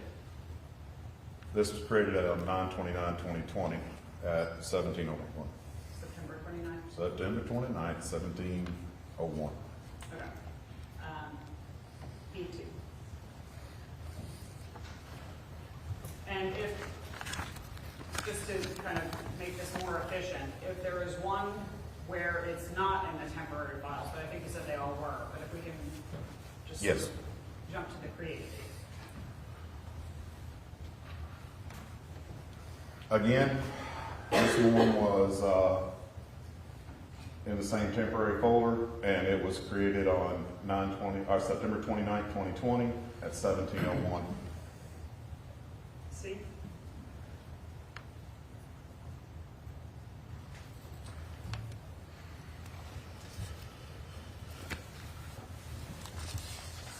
No, C2, sorry. My fault, C2.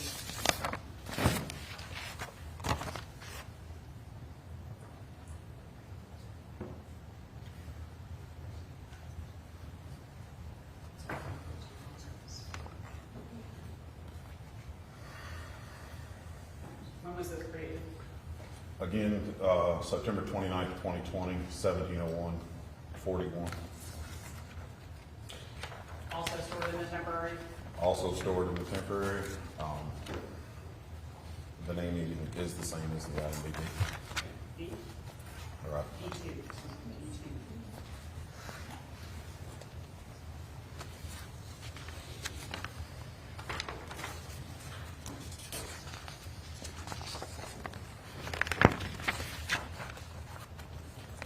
Again, same camera make, camera model, created on September 29th, 2020, 17:01, and 50 seconds.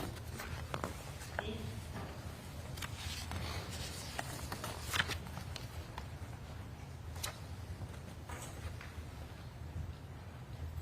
Created September 29th, 2020 at 17:02:01.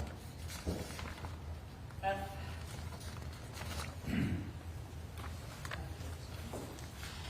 F is the record.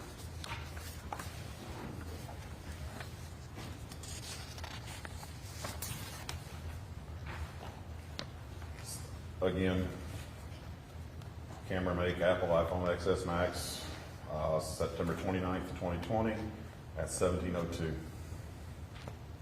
G2?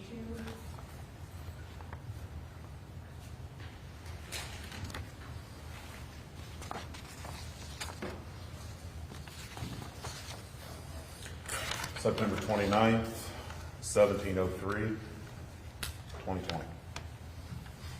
H?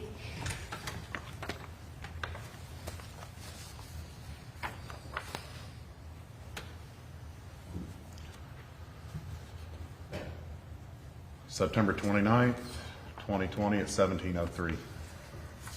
I? 2?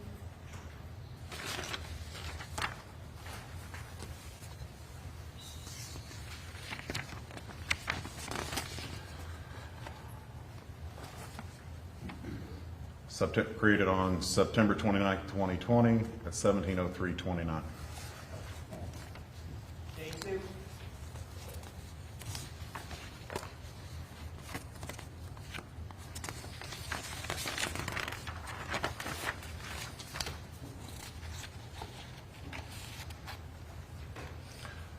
Again, this is created on September 29th, 2020 at 17:03:36. K? 2? K2?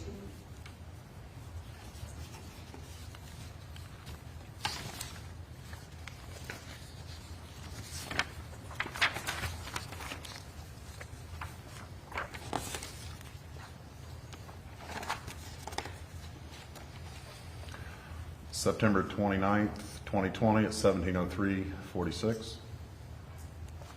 L2?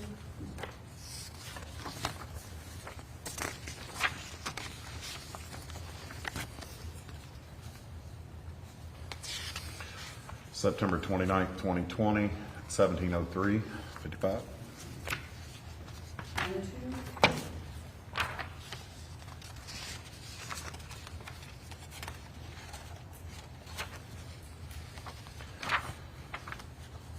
September 29th, 2020 at 17:04:19. N2?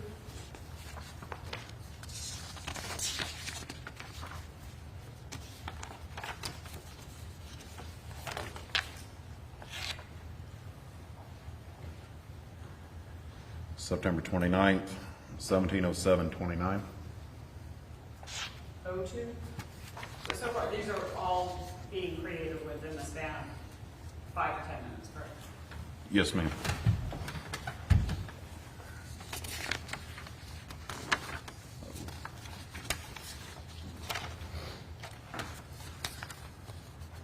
created September 29th, 2020 at 17:06:01.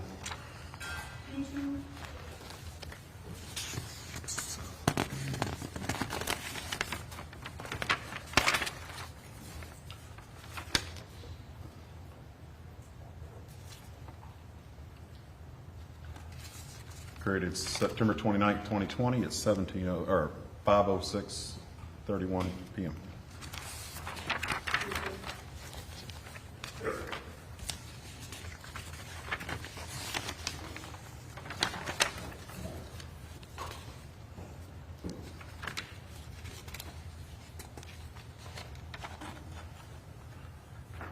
Created September 29th, 2020 at 5:06:51 p.m. R2.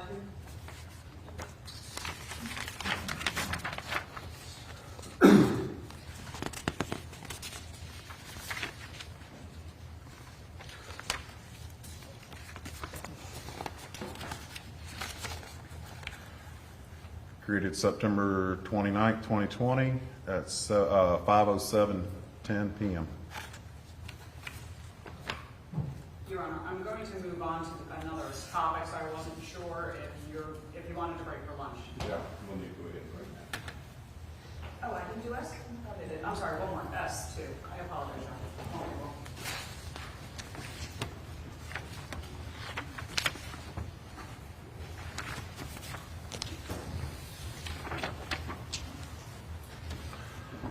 September 29th, 2020, 5:08:11 p.m.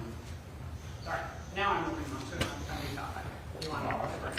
All right, ladies and gentlemen, we're going to go ahead and break for lunch. We can go ahead and jury box. We do have lunch coming for you again today. We'll come back at about 2 o'clock and resume this. Don't discuss the case even among yourselves. Have a good lunch and we'll see you back at 2 o'clock.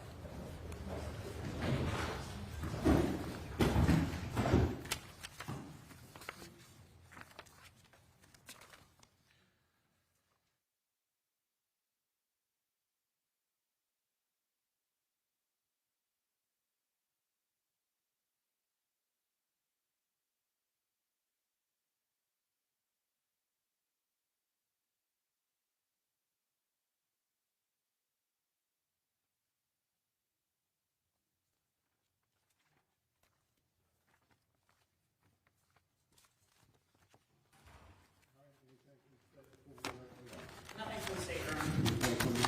Your Honor, just a housekeeping action. Speedy trial, she's never required to, but it would be, if we're gonna have this again, if I got a chance before or during lunch to see what's next for him. It's gonna be voluminous, I just want to take it to a jury, if he has it, let's do it, if not, it's fine. So, I'll put together whatever y'all work out. okay. All right? Judge, on planning, are we gonna go through the day, all day, so we need to prepare? No, we're going to be coming back next week, so I'm not, this jury's, we'll be breaking a little bit early. All right? The rest of it should be shorter, Your Honor. This was kind of the large majority of this testimony.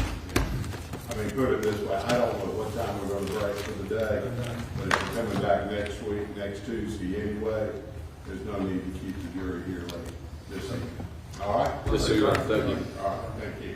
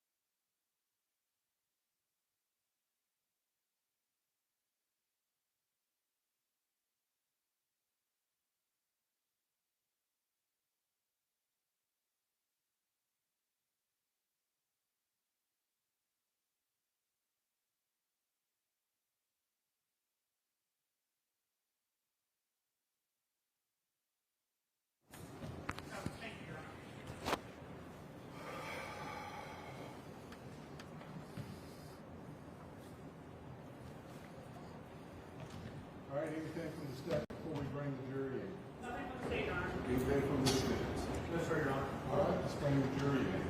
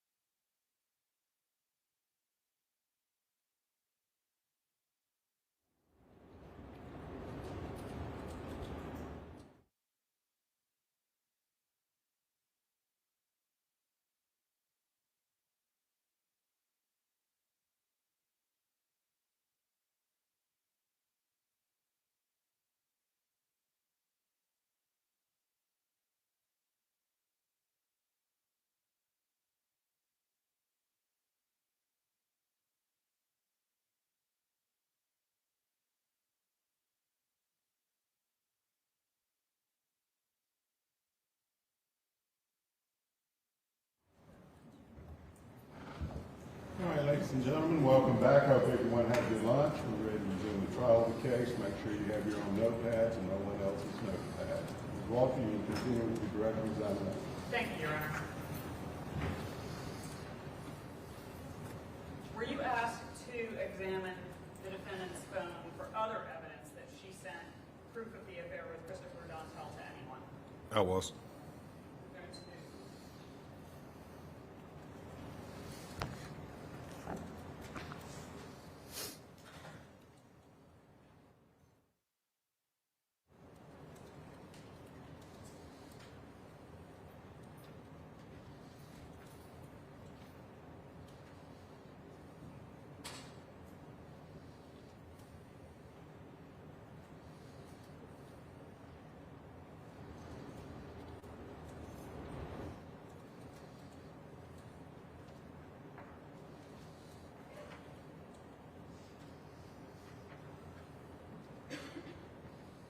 Your Honor, I'm approaching with State's Exhibit 135.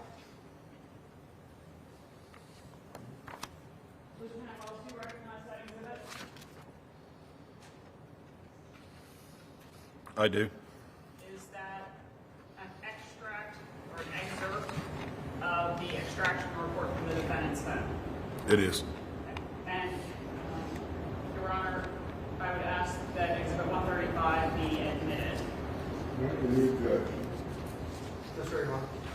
All right, State's Exhibit 135, and then everyone else without objection.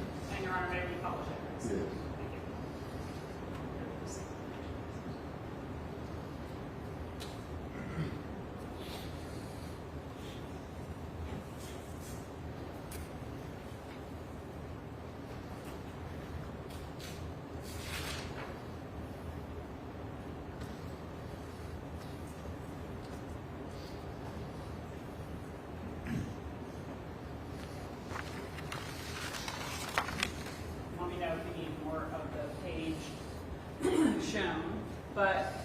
can you tell the ladies and gentlemen of the jury what this extracting support, from the report shows? This shows an account that was accessed, a Google account that's hgabe2210, and it's under the passwords where it is kept in a keychain where it doesn't necessarily show the passwords. It shows the encrypted version of a key. But this was created on 9/27/2020 at, September 27th, 2020 at 6:47 p.m. Okay, and so is this showing the creation of the account or the password? This is just showing that it was accessed, the account was accessed on this device. It doesn't show the creation time of the actual account. Okay, and you're saying, did you say that the password is stored in a keychain? Yes, keychains, not necessarily the actual legible password, but it's in the keychain, P list. Is that like now, it saves the password so that you don't have to fill it in every time, or what's a password keychain is this? That's Apple's secure place to store passwords, and if you own an Apple device, you'll see that you get the option to store things to your keychain, but the keychain P list still logs those entries. So when was that account accessed with the stored password? September 27th, 2020 at 6:56:47. Okay, and then, while you're looking at that, I'm just going to show you admitted 95 to remember the extraction. I'm approaching with admitted exhibit 95. That would be previously identified that as the extraction from Erica Dontel Stone.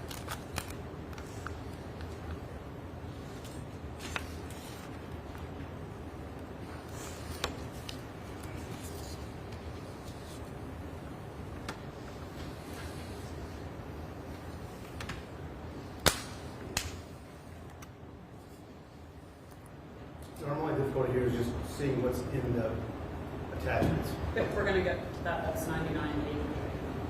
I can't blow that up at all. Okay. If I can't identify what it is, I can't agree to it. I mean, that's already in it. No, 95 is that I showed them. That's the extraction. These are just excerpts from the extraction. Okay. So how was that identified? This is 99. All of the exhibits that Lieutenant Wells is testifying to are portions of the extractions that were turned over to the defense 3 or 4 years ago. And so you say that's part of 99 comes from 95. 95 is yeah. already in it. Yes, 95 is the extraction from Erica Dontel Stone. I don't have 95. 95 is not in it. I have that it was entered through Sergeant Marcus.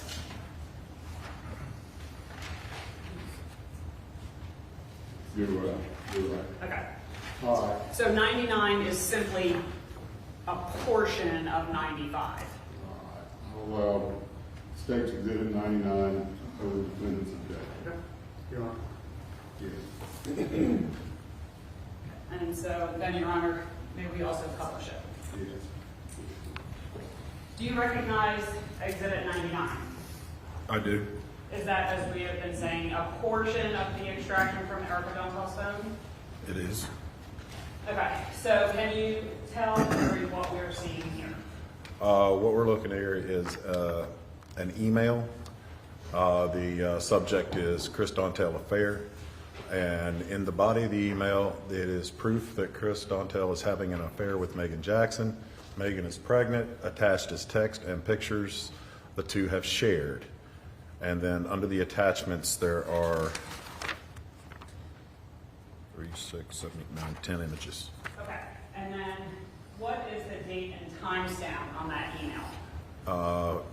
October 1st, 2020 at 7:30.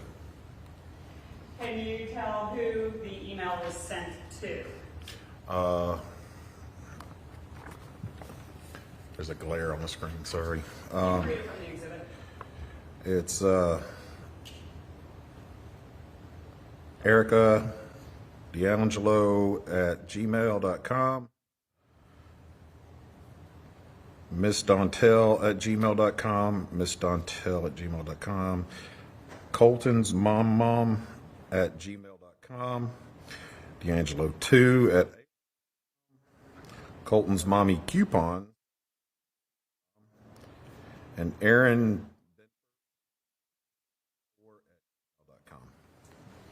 And you said that that email contains a number of attachments. Yes, ma'am.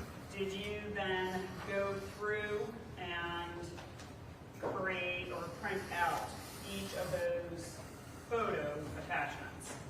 Yes, ma'am.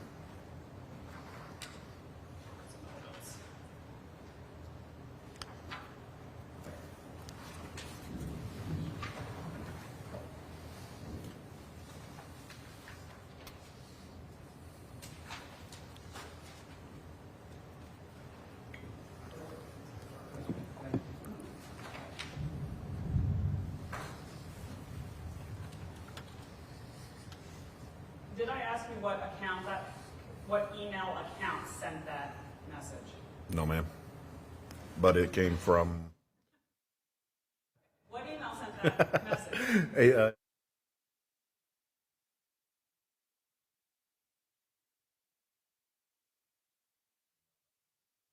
Is that the one that the defendant's computer showed had been accessed with the password from the teacher? the mobile phone, yes.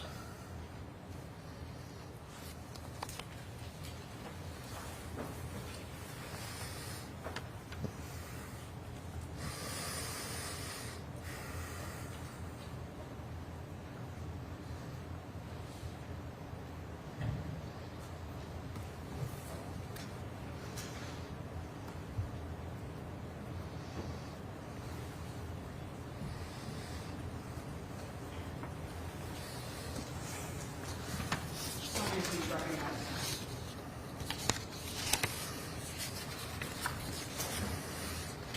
Yes, these are the larger images of the images that are in the email, contain the attachments. Sorry.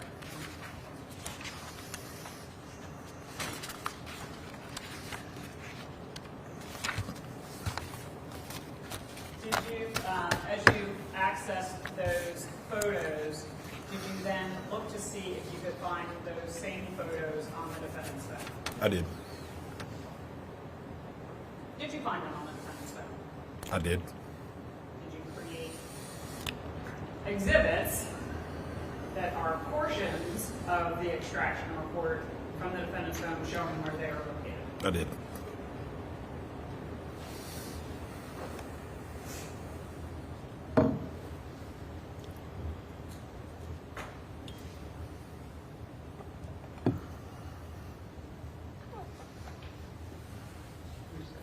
Yeah, that's fine, no problem. I'm sorry, I'm adding to my order.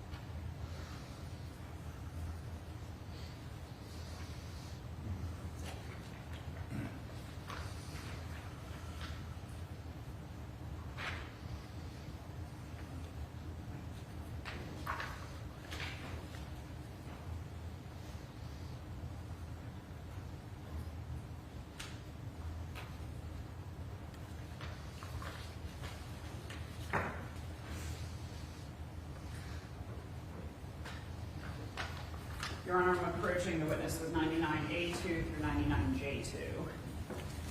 Do you recognize those as the excerpts of the extraction report from the defendant's phone that you printed out?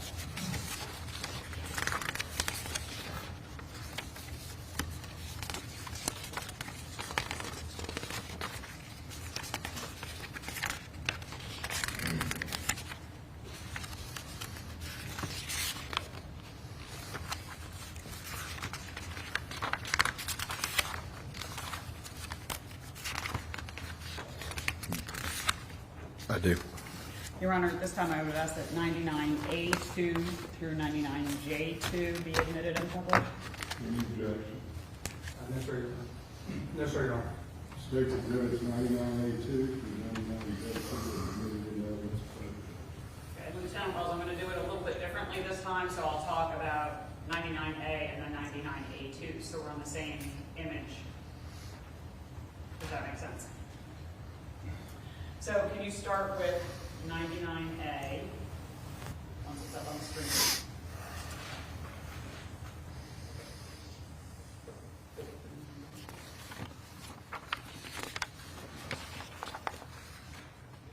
Is that the first attachment from the HCA 2210 email? It is. And then going to 99A2.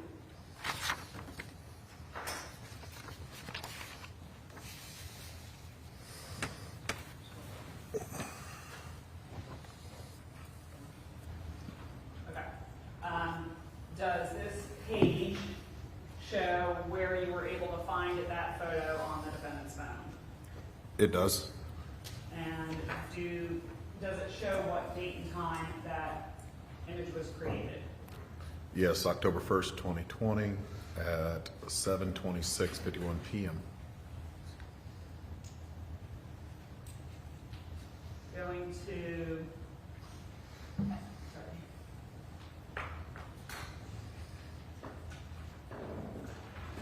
B2.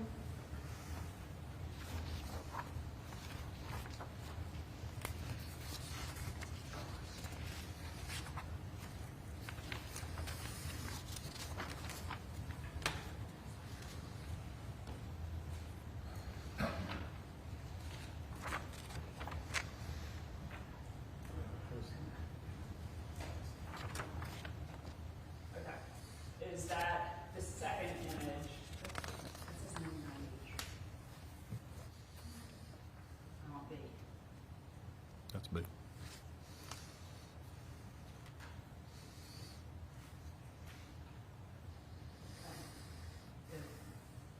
That says it should slide. Okay, I'm sorry. 99B. Is that the second attachment from the email? It is. And going to 99B2. Does that say what date and time it was created on the defendant's phone? Yes, it was created on October 1st, 2020 at 7:27:11. Is that before or after the HA email was sent?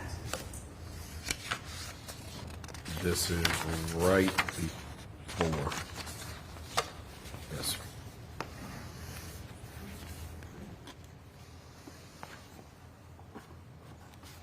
You still have Exhibit 99 in front of you, right?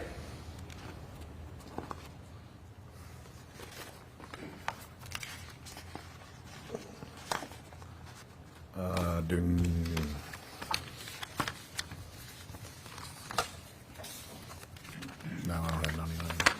That's A. You should still have it. Let me get it back to you. 99A2. There it is on the screen. Yes, it was before the timestamp for the email being sent was 7:30. 24. Same date, October 1st. Okay. We see C. 99C.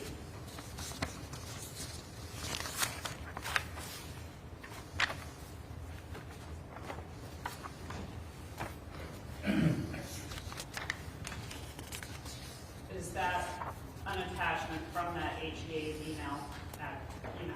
It is. And C2?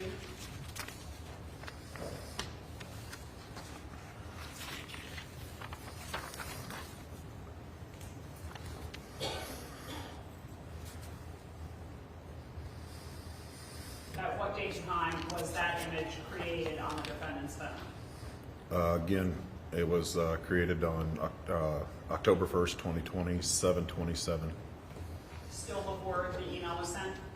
roughly 3 minutes before the email was sent. D?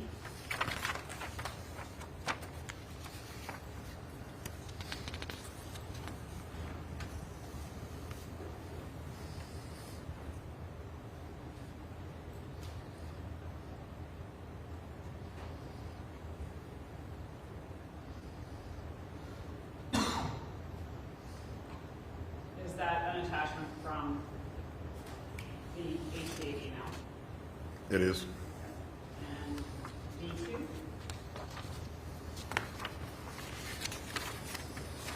When was that photo created on the defendant's phone?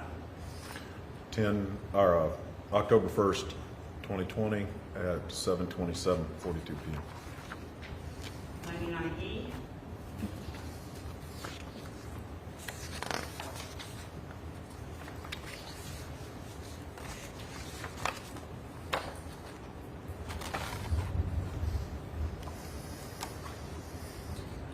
Is that another attachment from the email? It is. E2?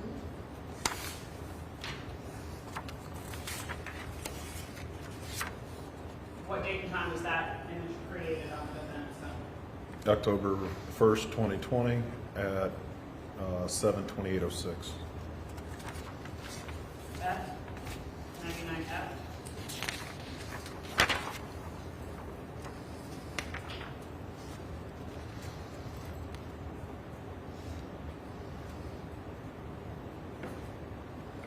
Is that an attachment from the phone that you printed out? It is. Excuse me, from the email. And then F2?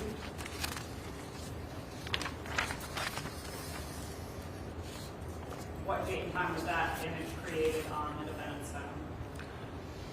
October 1st, 2020 at 7:28. Again, still before the email was sent. Yes, ma'am. 2 minutes before the email. 99E.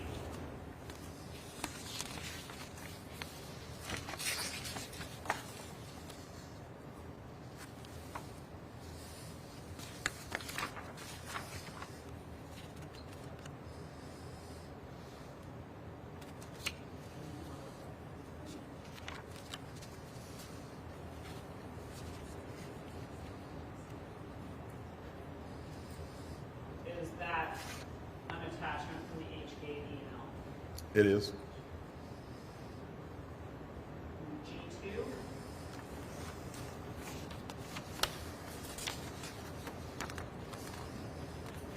What date and time was that image created on the defendant's phone? That would have been created on October 1st, 2020 at 7:28:53. You may have to start speaking up a little bit because I think the skies have opened up outside. Uh, 99H.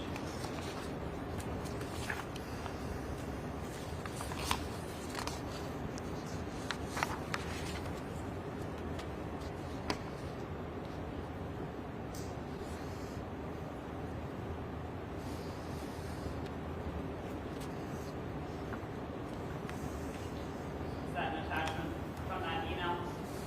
It is.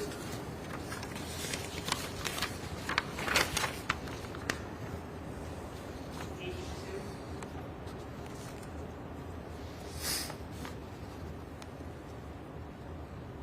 When was that image created on the defendant's phone?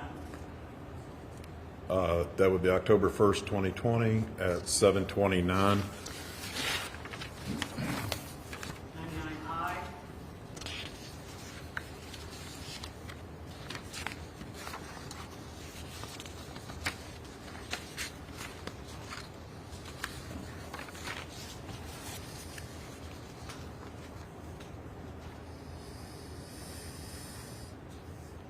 Is that another attachment from the email? It is.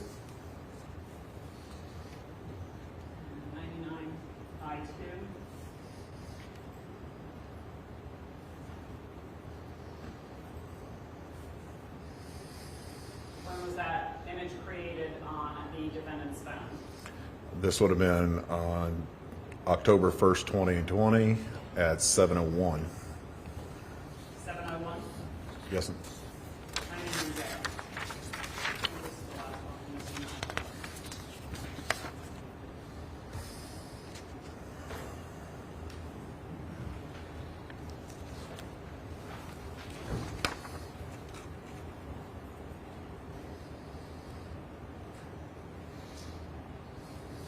Is that the last attachment from that HK 2210 email? It is. Phase 2. When was that image created on the defendant's phone?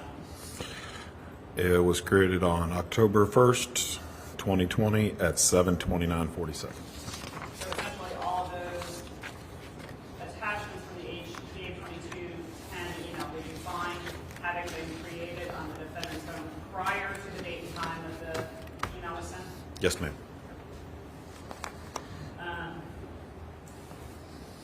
I'll take this back. That's all right, I'll put them in order.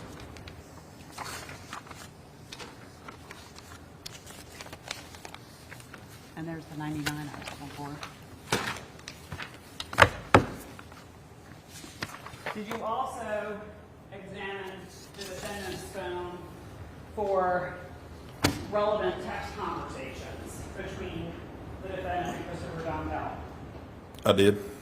So the jury heard testimony about a package that Dontel intercepted and gave to the defendant. Did you find any text messages that seemed relevant to that?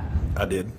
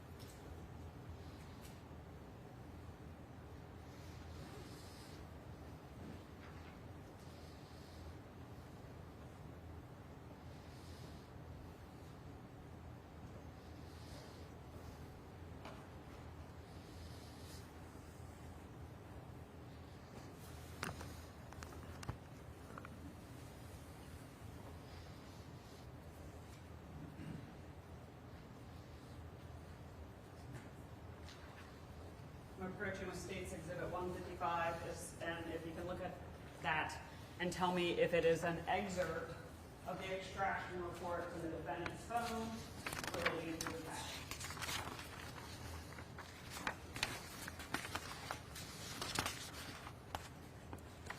It is. Your Honor, at this time I would ask that Exhibit 155 be admitted and published. Any objection? No, sir, Your Honor. It states exhibit 155, we never did the evidence, but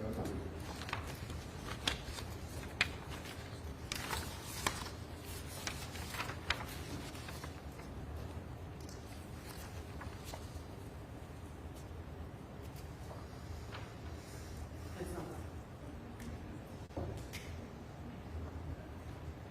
Can you read those texts, please? The text is a little small. And if you can say who the speaker is. Okay. From the owner of the device, which is listed in the contacts as HMMMMMM. Go home, watch your mail, meaning your mailbox. I remember this one time he was, beg the coast indulgence. Do you want me to? There's a curse. That's why he's just. you're asking the question. You can read it. I mean, you're not cursing at the court. You're reading the text. I remember this one time he was fucking with his ex-wife. He wouldn't hesitate to put something in your mailbox. What's the next text? From the same. Plus, he texted me, which means he's off work. He should have had enough time to get to your house. I would watch it for the next couple of days. And then who is the response? Is there a response to that? There's a response from the contact 333-81 or 1844, which is Chris Dontel, that says, okay. What does the next bubble say? Also, I'd be careful with you not being home. He might stop by if he sees just her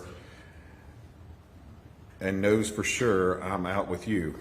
If it is him, chances are he'll have the balls to confront her if he's that pissed off. Okay, and what is the date and time range of that text conversation? This was on 9/28 or September 28th, 2020, from 3:53 p.m. to 3:58. After seeing that text message about the package, did you find any relevant location data on the defendant's phone? I did.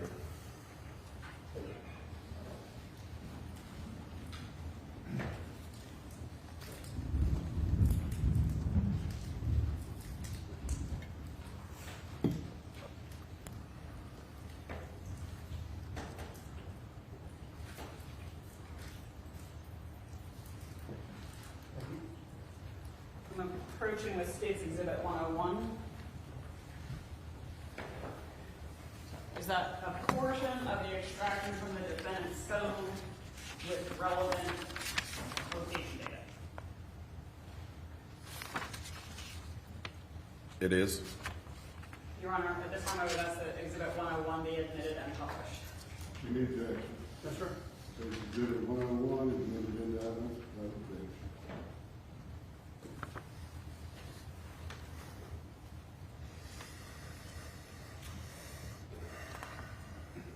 And then just scroll down so you can see.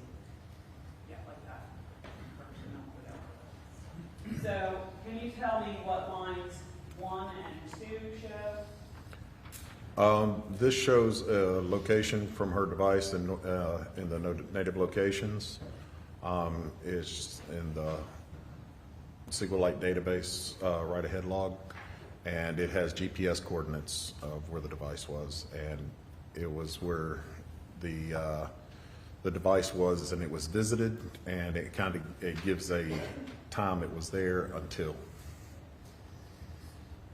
Sorry, I'm just going to step over here. So, that's indicating that it was visited? Correct. And then is the time range, so September 30th from 1:34 to September 30th of 209? That's what? Correct. In the position column, what does that indicate? That is the latitude and longitude of where the device is.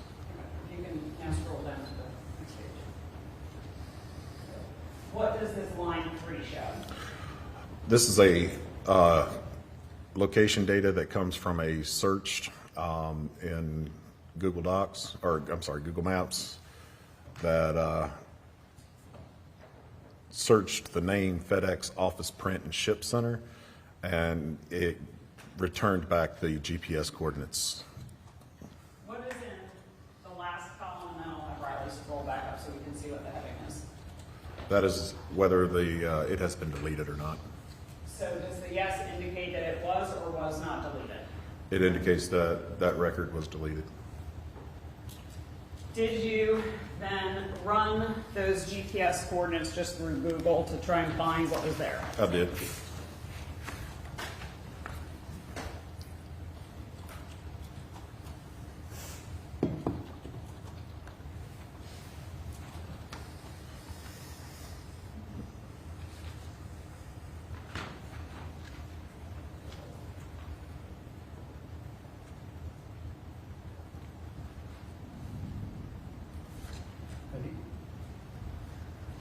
I'm approaching with 101A and 101B. Did you create printouts from the internet of what's at that location, those locations? I did. Are those copies of what you found on the web? They are. Your Honor, at this time I would ask that exhibits 101A and B be admitted and published. Meagan Jackson. Yes, sir, Your Honor. All right, set exhibits 101A and 101B are admitted into evidence. Alright, so does 101A show? 101A shows the GPS, the latitude and longitude, and a pin of where that, when searched, that latitude and longitude came up. What was at that location? This one is a FedEx office over off Seaboard Street. Courts and motions for a minute.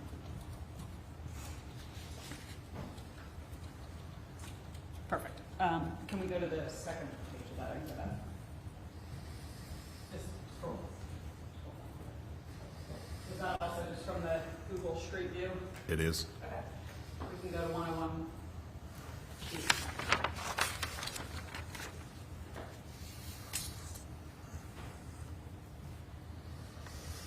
So is this from the second set of coordinates? It is.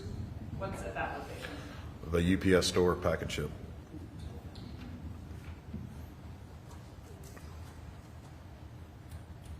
Okay. Did you examine the defendant's phone for any text conversations where she might have suggested that Greg Rice revealed the affair? I did.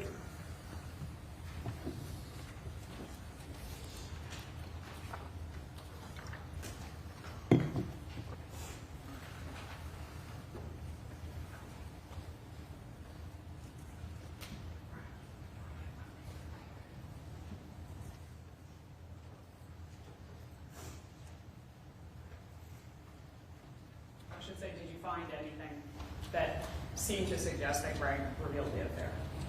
I did. Did you create an excerpt of the report showing what you found? I did. Thank you. I'm approaching State's Exhibit 153. Is that the excerpt that you prepared?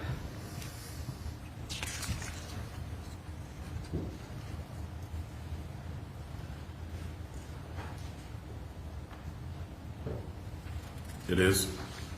Your Honor, at this time I would ask that State's Exhibit 153 be admitted as published. Yes, sir, just under the rule of completeness, Your Honor, we're getting excerpts here, and that's okay to some extent, but if we're gonna, we'd like to have the complete conversation from these dates included for the jury's consideration. On cross-examination, you can put in the entire conversation. All right. Thank you. All right, State's Exhibit 153 admitted into evidence over defendant's objection. And can be published, Your Honor? Yes. Thank you. Can you read this text conversation, please, including who it's to and from? This is from the same HMMM, the owner of the device. Just talked to Greg, you busy? Then next, he goes, okay, well, she goes, okay, well, Greg does know I'm knocked up, and he said he would tell Erica to her face and would have a long time ago if he got the chance, but he had said he hasn't yet. He also said it's not him texting, and then just tried to make a cover for himself when he talked to Savannah. From the 1844 number, which is listed as Chris Dontel, double homicide, call you in a couple minutes. And then back the response from the owner, it's been more than a couple minutes, men, and I'm panicking. You're not going to be able to lie. He doesn't care, and he has enough proof. And what is the date and time on that text conversation? It would be September 28th, 2020, from 8:52:06 p.m. to 9:27:19 p.m. on the same date. Did you also search the defendant's phone for text messages that indicated a potential plan to harm Greg? I did. Did you create an excerpt of the report of the relevant evidence that you found? I created an excerpt, yes.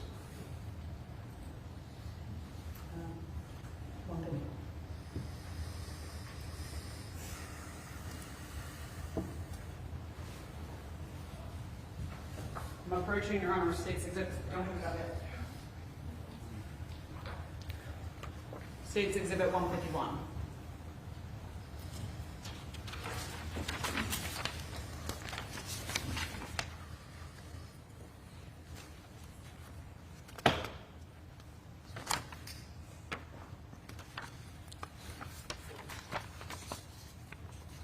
Yes, ma'am. Is that the This is. excerpt that you created? Your Honor, this time I would ask that Exhibit 151 be admitted and published. I'm sorry, did you respond to this excerpt? Keep your voice Any down. objection? Yes, sir, Your Honor, this is impermissible character evidence, objection under Rule 404. Can you hand it up to the judge? Just show me the process.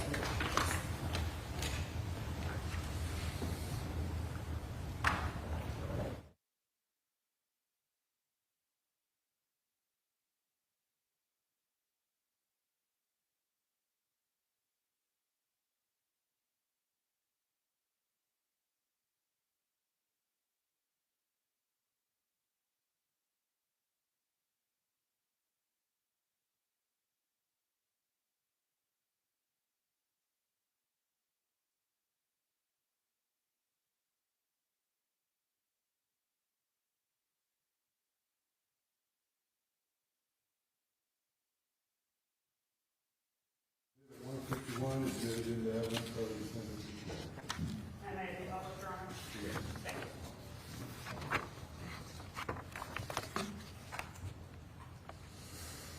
you. This is a text excerpt from, including conversation from the owner of the device, and the number listed is Chris Dontel. From the owner, it goes, "The want and the doing is two different things. Hopefully it's slow for you again. Why don't you text me later when you want to eat? Greg Pub not getting kids today. He pissed at me." And this was sent on 9/28/2020 at 9:13 a.m. Still, but he being polite, "I'm all for popping a tire on the highway or cutting a brake line on him." From Chris Dontel, his reply was, "Unfortunately, I am too now." Thank you.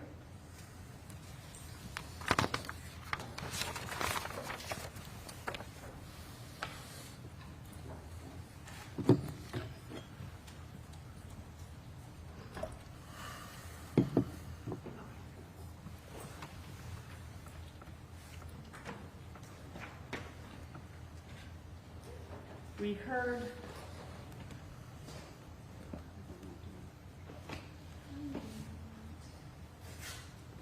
Court's indulgence for a moment.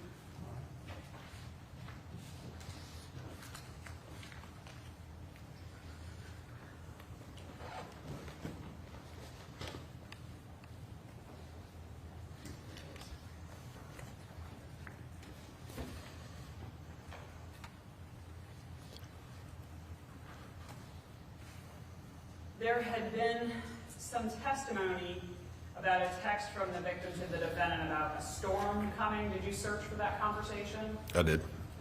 Were you able to find a relevant text conversation? I did. Did you create an excerpt of the extraction from the defendant's phone showing that conversation? I did.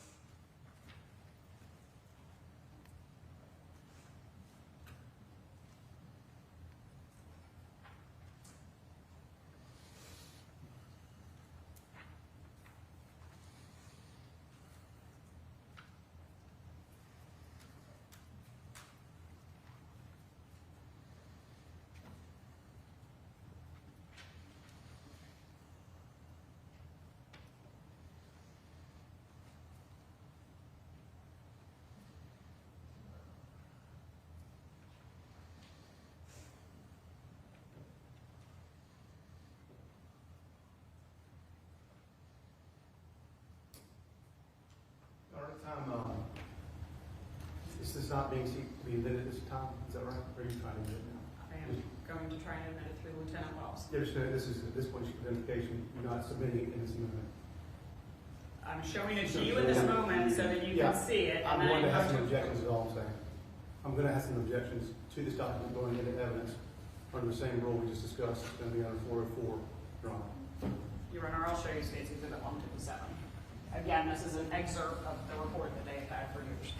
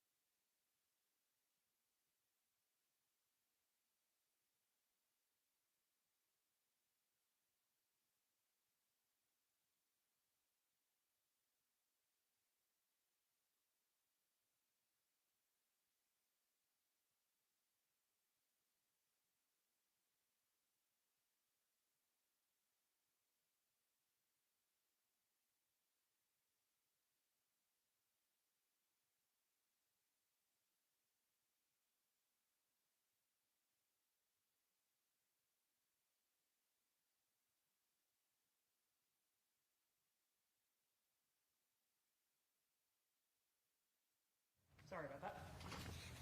I'm showing you State Exhibit 157. Is that the excerpt from the data extraction from the defendant's phone showing a text conversation that includes a reference to a storm is coming?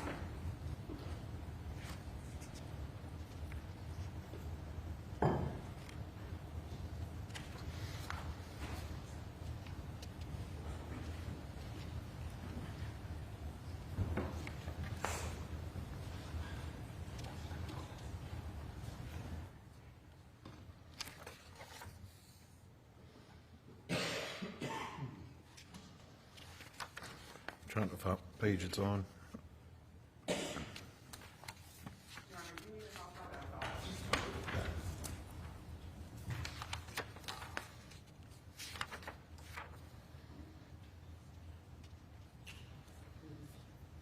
think it's the last page.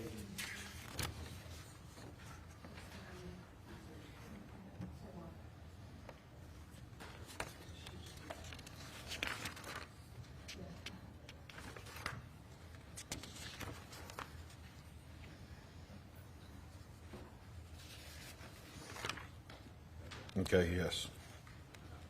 Is that an excerpt that you created? It is, yes. Your Honor, I'm sorry, I'm double checking to make sure.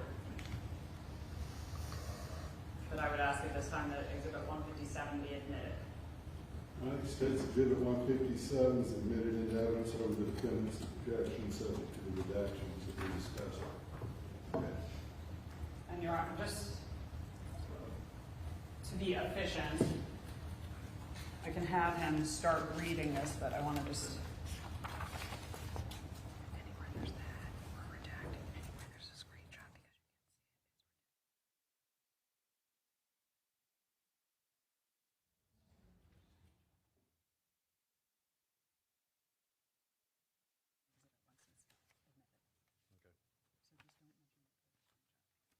it. Okay. And who is this text conversation between?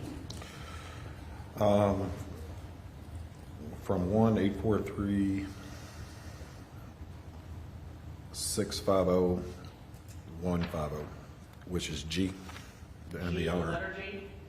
and the owner of the device, which is the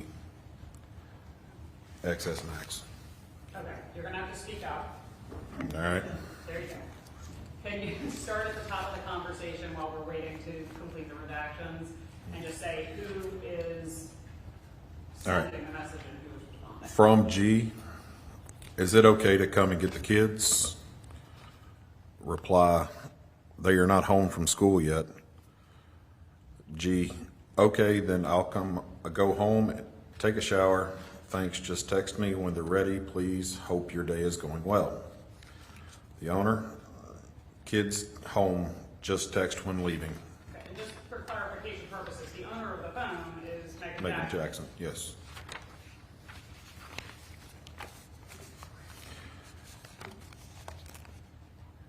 Actually, to G.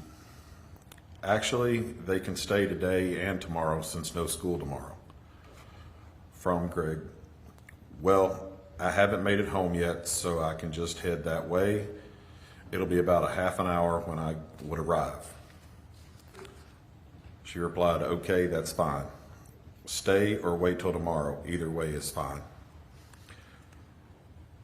Greg, I have no problem with them spending the night tonight and tomorrow if that's okay. Reply, that is fine.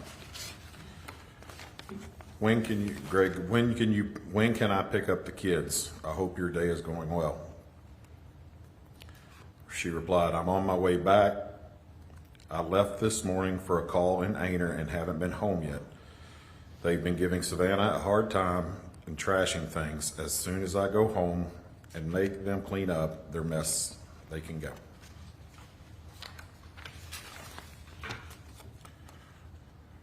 Greg replied, he just texted me, hey, just text me, please. She replied back, okay. you do have a better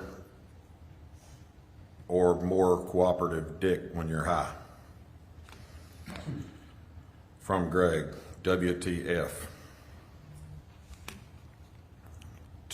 From Ms. Jackson to Greg, that was not supposed to go to you, nor was it supposed to come out like that, so I'm glad you got it. It was supposed to say more of a dick and not a cooperative.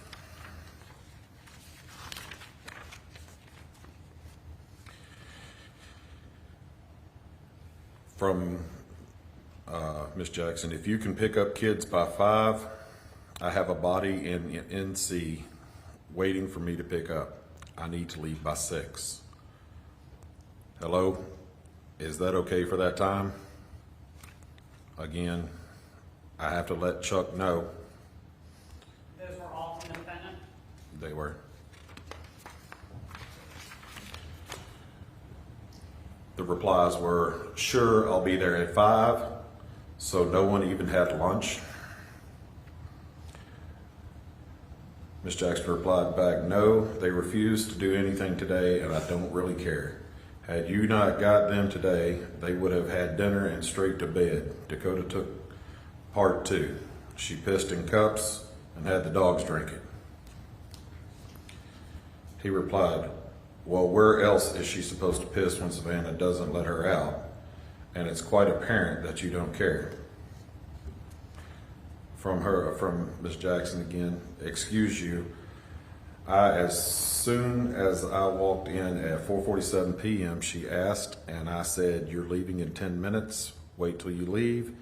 This was when Savannah had her out with the other 2 cleaning the upstairs, so she wasn't even in her fucking room. She made her go back in the room after she went into Savannah's room and took her shit and messed stuff up. So go ahead and run your fucking mouth again. Greg replied back, okay. She also said, she texted back, also, Blake was told not to let Rocco out while you were here, and he could give 2 fucks less and let him out anyway. Greg replied, okay. From Ms. Jackson, you know it doesn't matter how many fucking days I take off and spend the day with them. The second that I actually have to work, they turn into little assholes. I don't know if that's because I let them go back and forth between my house and your house and things aren't the same, or if they are all just need to go to fucking boot camp. Just got to this again. This is Ms. Jackson. Just got to reception. Just got to reception again. Me and Savannah broke down in Asheville. Chuck's sending us another driver. Van won't be fixed until tomorrow.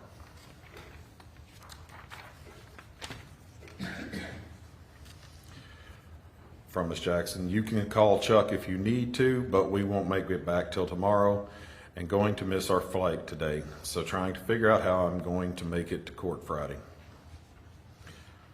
Greg replied, funny, because the kids said you were leaving this morning. Once again, I don't heed people's warnings that warn me you were going to F me over again and do this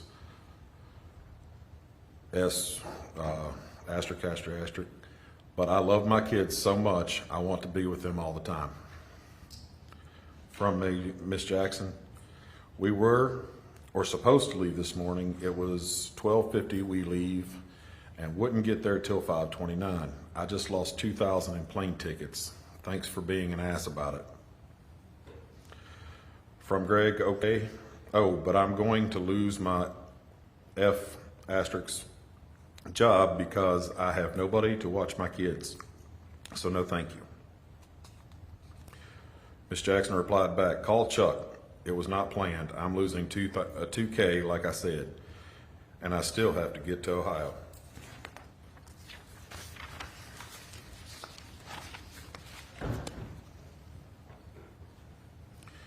From Greg, why would I call Chuck? Is he going to watch the kids for me? I'm right down there.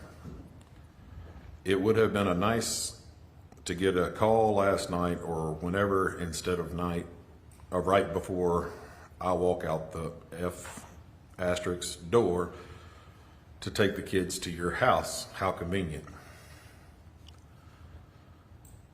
She replied, thought I would make it back, didn't know. I has to wait for van. Then fell asleep, about to lose reception. From Greg, when are you getting back? Weird, Chuck's not answering his phone either. Miss Jackson, that's because we had an autopsy this AM. So did I. He should answer when he's done. I'm not sure I still have a figure out Ohio.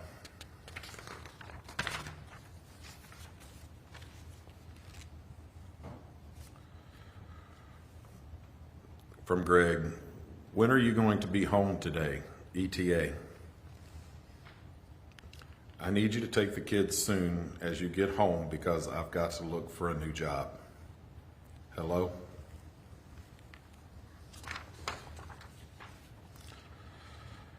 I have bad service here. This is from Miss Jackson. I don't know. I have to make it to Ohio before Friday somehow. I'll also have to wait for van to be fixed. Chuck's driver coming to get Bodie. Your body. Sorry. From Greg, well, I hope you're home by today. Otherwise.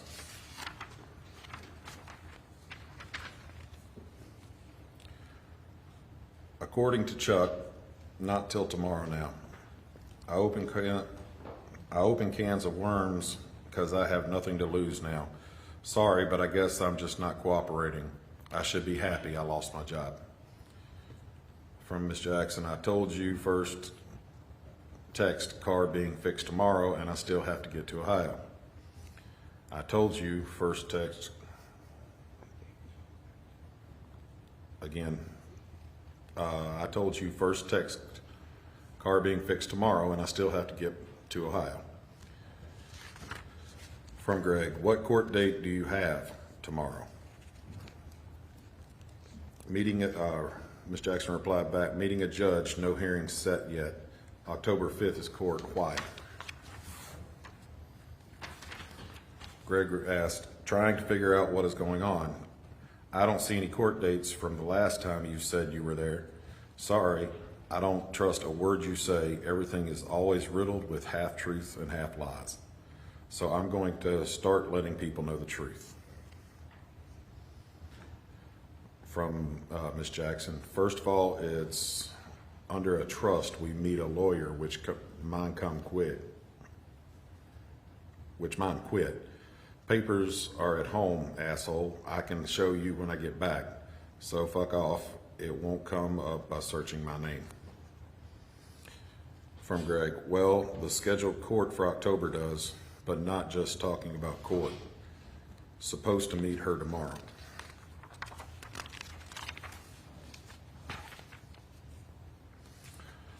From Greg, sorry, wrong person. From Ms. Jackson, I'm not, and I didn't make it to Ohio. We are coming back, but won't be back till later. From Greg, Kay, be safe. Are you going to be home tonight so I can drop them off in the morning? From Ms. Jackson, I am taking my time coming back home. Won't be back till tomorrow evening. Stopping by a FH and sitting in Charlotte tonight.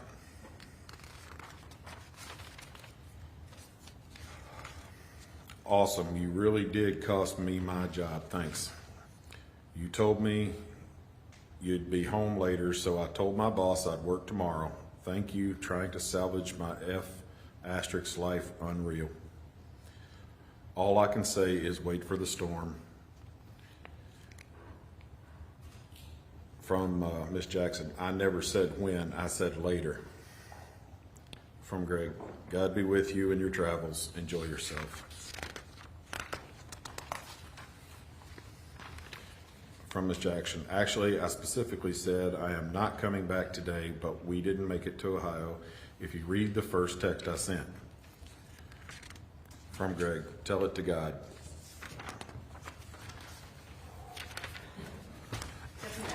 Huh? Get some more. Thank you. Thank you.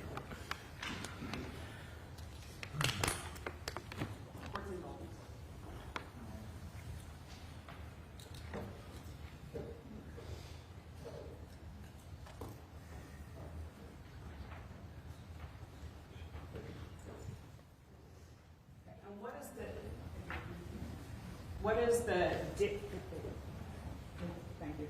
What is the date of that text conversation? Scroll down a little bit.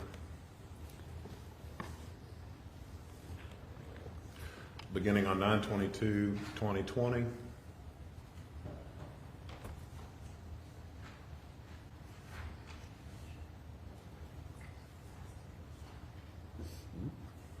Until 9/25/2020 at 6:43 p.m. Okay, and now if we can go to admitted exhibit 98.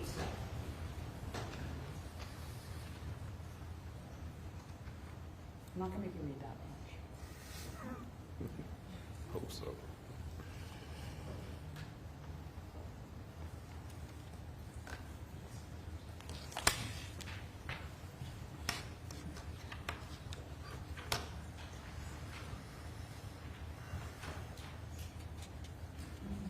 On line 6, that entry that has some flight information. Can you read it? What date is the flight out of Myrtle Beach? September 24th, 7:01 a.m. So during the time period of the conversation you just read? Yes, ma'am.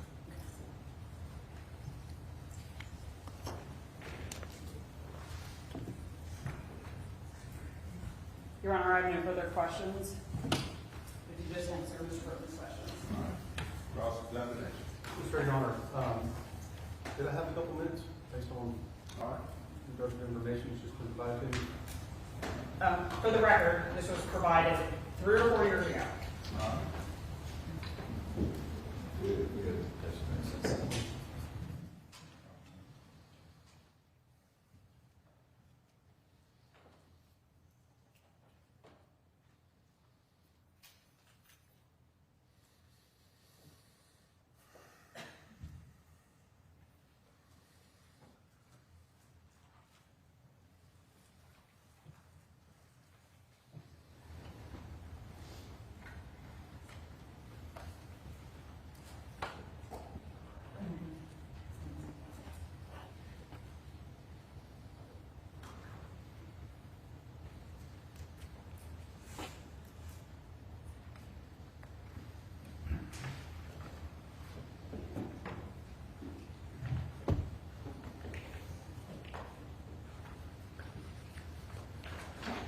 Your Honor, could we let our potential witnesses go further today? Yeah.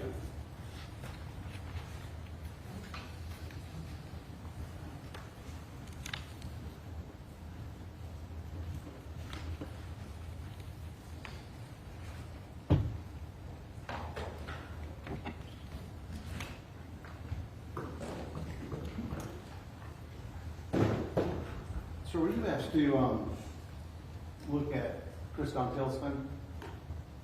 I was asked to look at several devices, but I can't remember if I did. I don't believe I did Mr. Dontel's phone.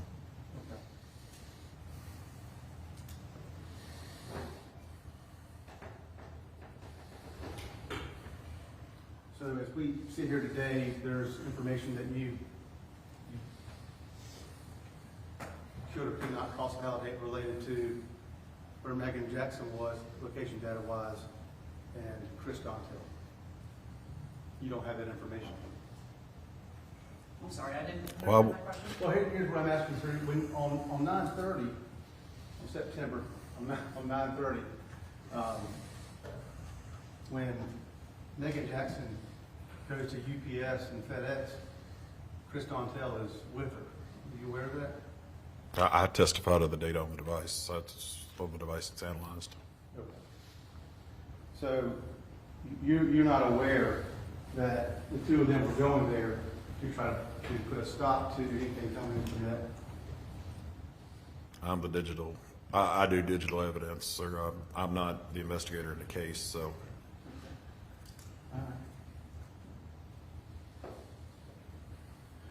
On those dates you were showing us and times you were showing us, everything I got from y'all had two different kind of time periods. Sometimes it would be accurate, sometimes it would say UTC.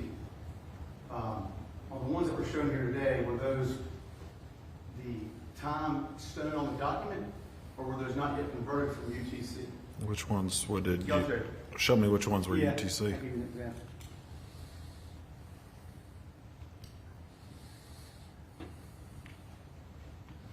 Find one. What exhibit are you showing? I'm gonna show them 153 and 157. It says UTC there. Five. Where? Right over there. On that. Right here? Yes, sir. Yeah, that's UTC -5, New York. That's local time zone. Okay, it's -5. So on some of mine, it said -5. I had to do the math myself, and on some, it was already done for me. So Which ones did you have to do it for? Did you have to do the math on them? We're all? talking about Let thousands. him ask the question. Okay. We're talking about thousands and thousands of documents. I guess what I'm asking you is there any way for us to know, see here, 155. Time zone settings, UTC. Let's see how it says that. That's just the, yes, sir, that's just the summary. That's the name of the time zone at UTC that shows the setting right here again is UTC -5, New York, sir. Okay, so does that mean that the it has means- been subtracted from it, or you have to do the subtraction from it? No, it's in the local time. If that's converted time, we're showing.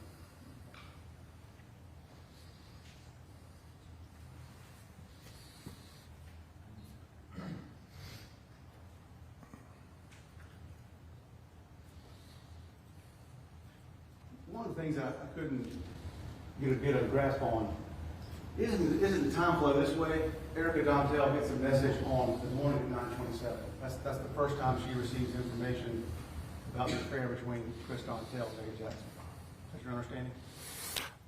I mean, I don't know what the first time, what she knew. I know what the data that was on the device that I testified to, because I don't know what she would know. The time of it's important is that morning, wasn't it? Sure. Second, what morning? I would have to see. On the morning of September 27th. The morning of September 27th, Erica Dontel received the first indication that there was an affair going on between Meagan Jackson and Chris Dontel. Is this the email you're talking about, or are you talking? Yes, sir. I don't know, sir. You on that? All right. Because right after that, what's sent to Meagan Jackson is a message from Chris Dontel. Objection, Your Honor. Counsel's testifying. All right, let's not testify.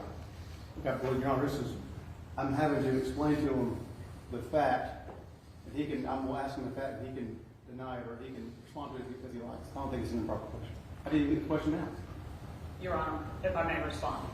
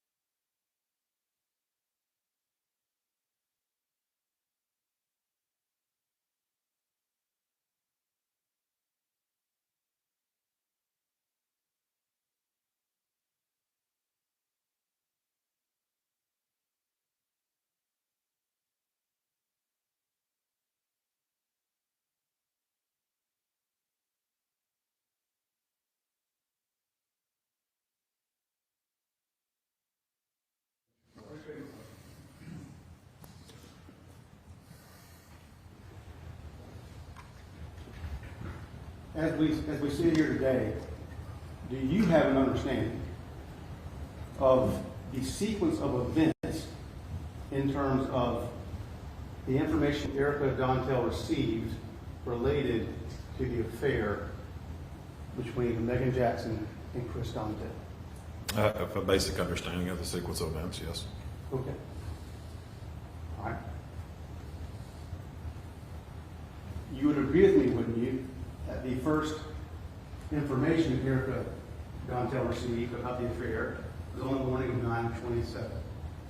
I cannot testify to what was the first information that she received, sir. I mean, I do digital forensics. I can testify to data that is on the device. I mean, I don't know what she knows or what she was sent, or I don't know any of that. I'm not the investigator on the case.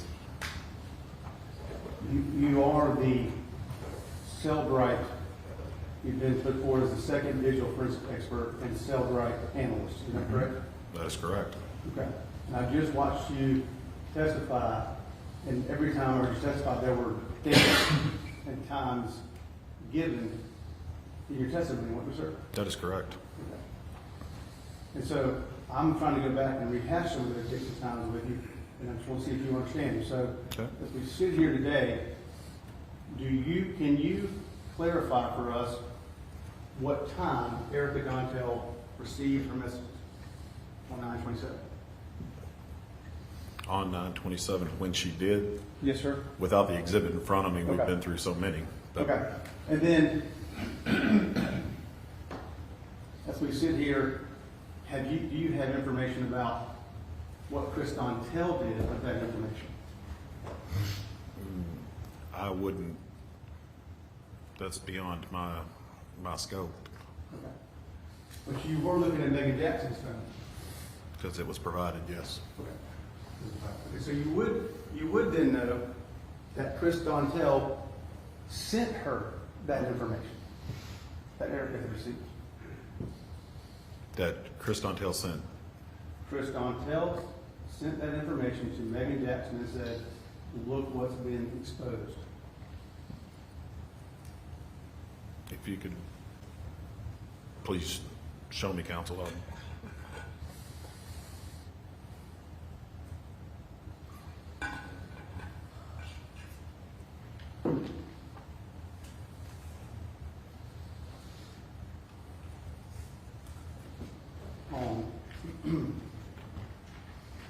You looked at Meagan Jackson's phone, right, as part of your extraction. I did.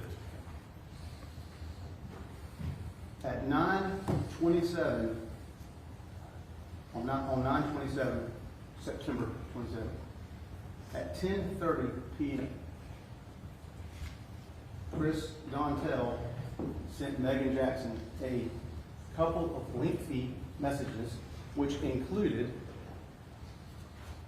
the information related to Erica Dontel. Objection, counsel is testifying. Without the report, without an excerpt showing me exactly what you're talking about, that one phone extraction is so large, it's impossible for me to know all the data, the dates, times. I mean, with all due respect, I mean, that's a lot of information for me to recall off my head. So if you would please show me a portion of my report. Remarks for identification, Your Honor.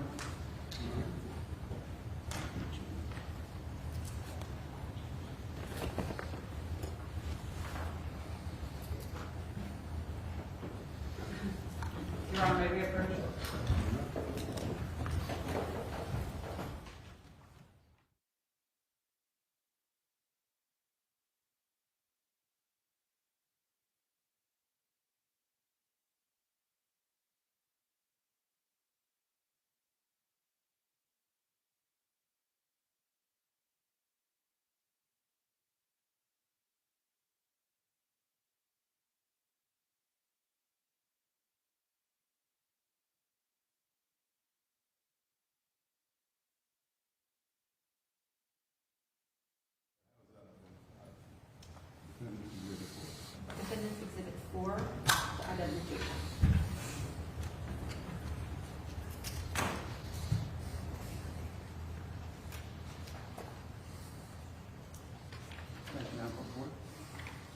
Or may I approach the witness? Yes.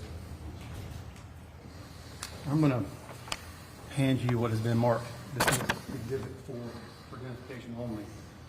Could you look at that and identify in the green bubbles if there appears to be information being sent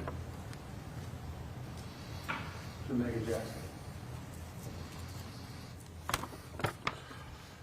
I mean, this is a visual representation of what it would look like from the data in the device. And it's a timestamp, like a little time signature on it. Mm-hmm. Got, you share that time with us? Which one, sir? All three? Yeah, just the first. He can't. Oh, Oh, yeah, yeah, yeah. Evidence if he's going to testify prompt. Oh, yeah, yeah. And give it to him. It's just refresh refreshing. his memory. Just- Let me see it again. Okay. What's on. Yeah, yeah. Take a chance to look through it.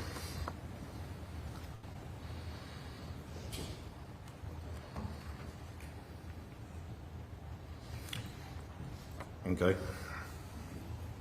Does that refresh your memory as to what information or that information in large fashion was sent to Meagan Jackson from Chris Donzel on the evening hours of 9/27?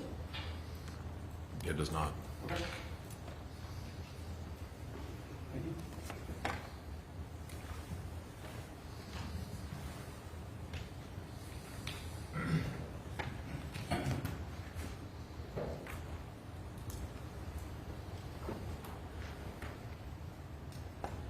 In reviewing Meagan Jackson's phone, you would have seen other messages. Because I've seen, you just testified to a number of messages. Isn't that right, sir? That is correct. And part of that was try to help you get context, is my understanding. Is that right, sir? Yes, sir. Okay. And so it would have been important to you, I imagine, that on 9/27, that Meagan Jackson reached out to Chris Donzel to let him know she would try to help him figure out. Objection, Your Honor. It's going to testify. Ask your question. Are you aware that Meagan Jackson contacted an IT professional to try to help her figure out, try to help Chris Donzel figure out? I'm going to allow that. Go ahead. Contacted an IT professional to try to help Chris Donzel and Erica Donzel figure out where the 927 message had come from. I'm not.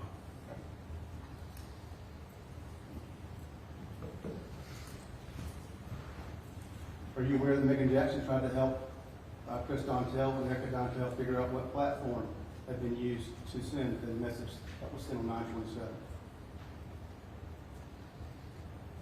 Repeat that, please. Are you aware that Meagan Jackson tried to help identify the platform that was utilized to send the anonymous 9/27 message? No. No, sir. You read some messages between Meagan Jackson and Gregory Rice, is that correct? I did.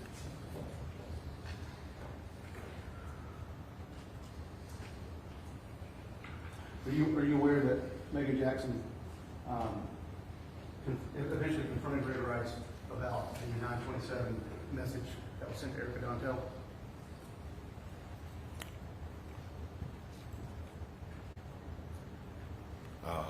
I don't recall right now. Okay.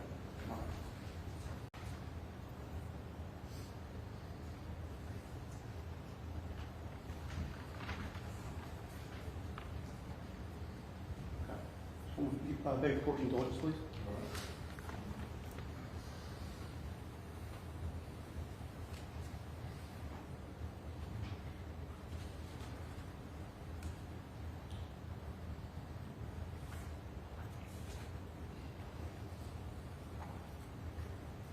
You're aware that on 9/28, Meagan Jackson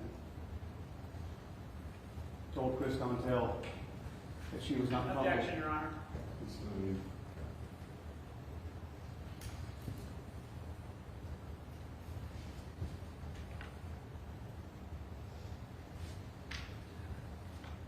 You said you read messages. You read messages between on Meagan Jackson's phone. Is that correct? That's correct. Did you recall seeing any messages where Meagan Jackson told Chris Dontel she didn't want to do this anymore. Objection. And move to strike, Your Honor.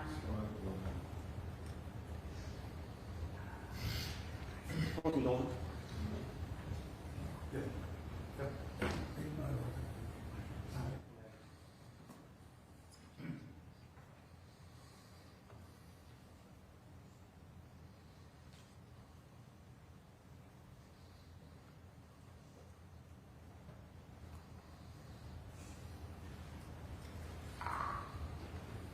So as we sit here today, just want to make sure it's clear, you agree with me that y'all have, you've been presented with kind of cherry-picked information from the text messages between Meagan Jackson and Gregory Rice.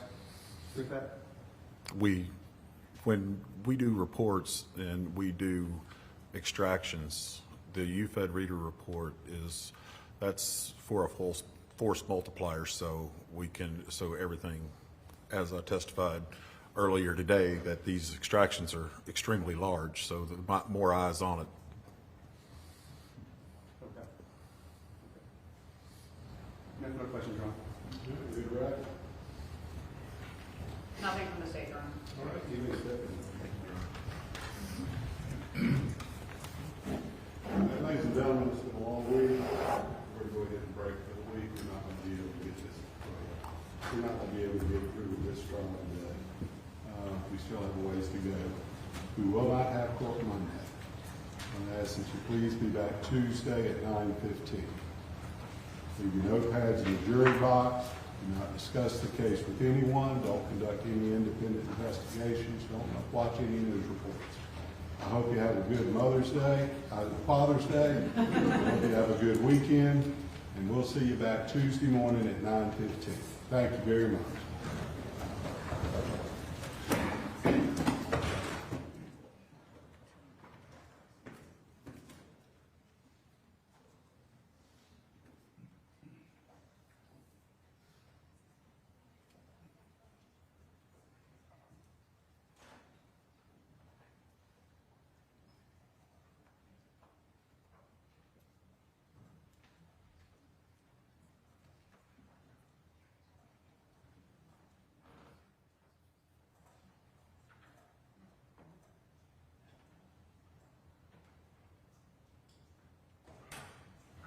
All right, anything from the state before we break for the weekend? Nothing from the state, Your Honor, and I am going to reprint, I'll figure out which exhibit it was that's with the redactions. All right. Anything from the defense?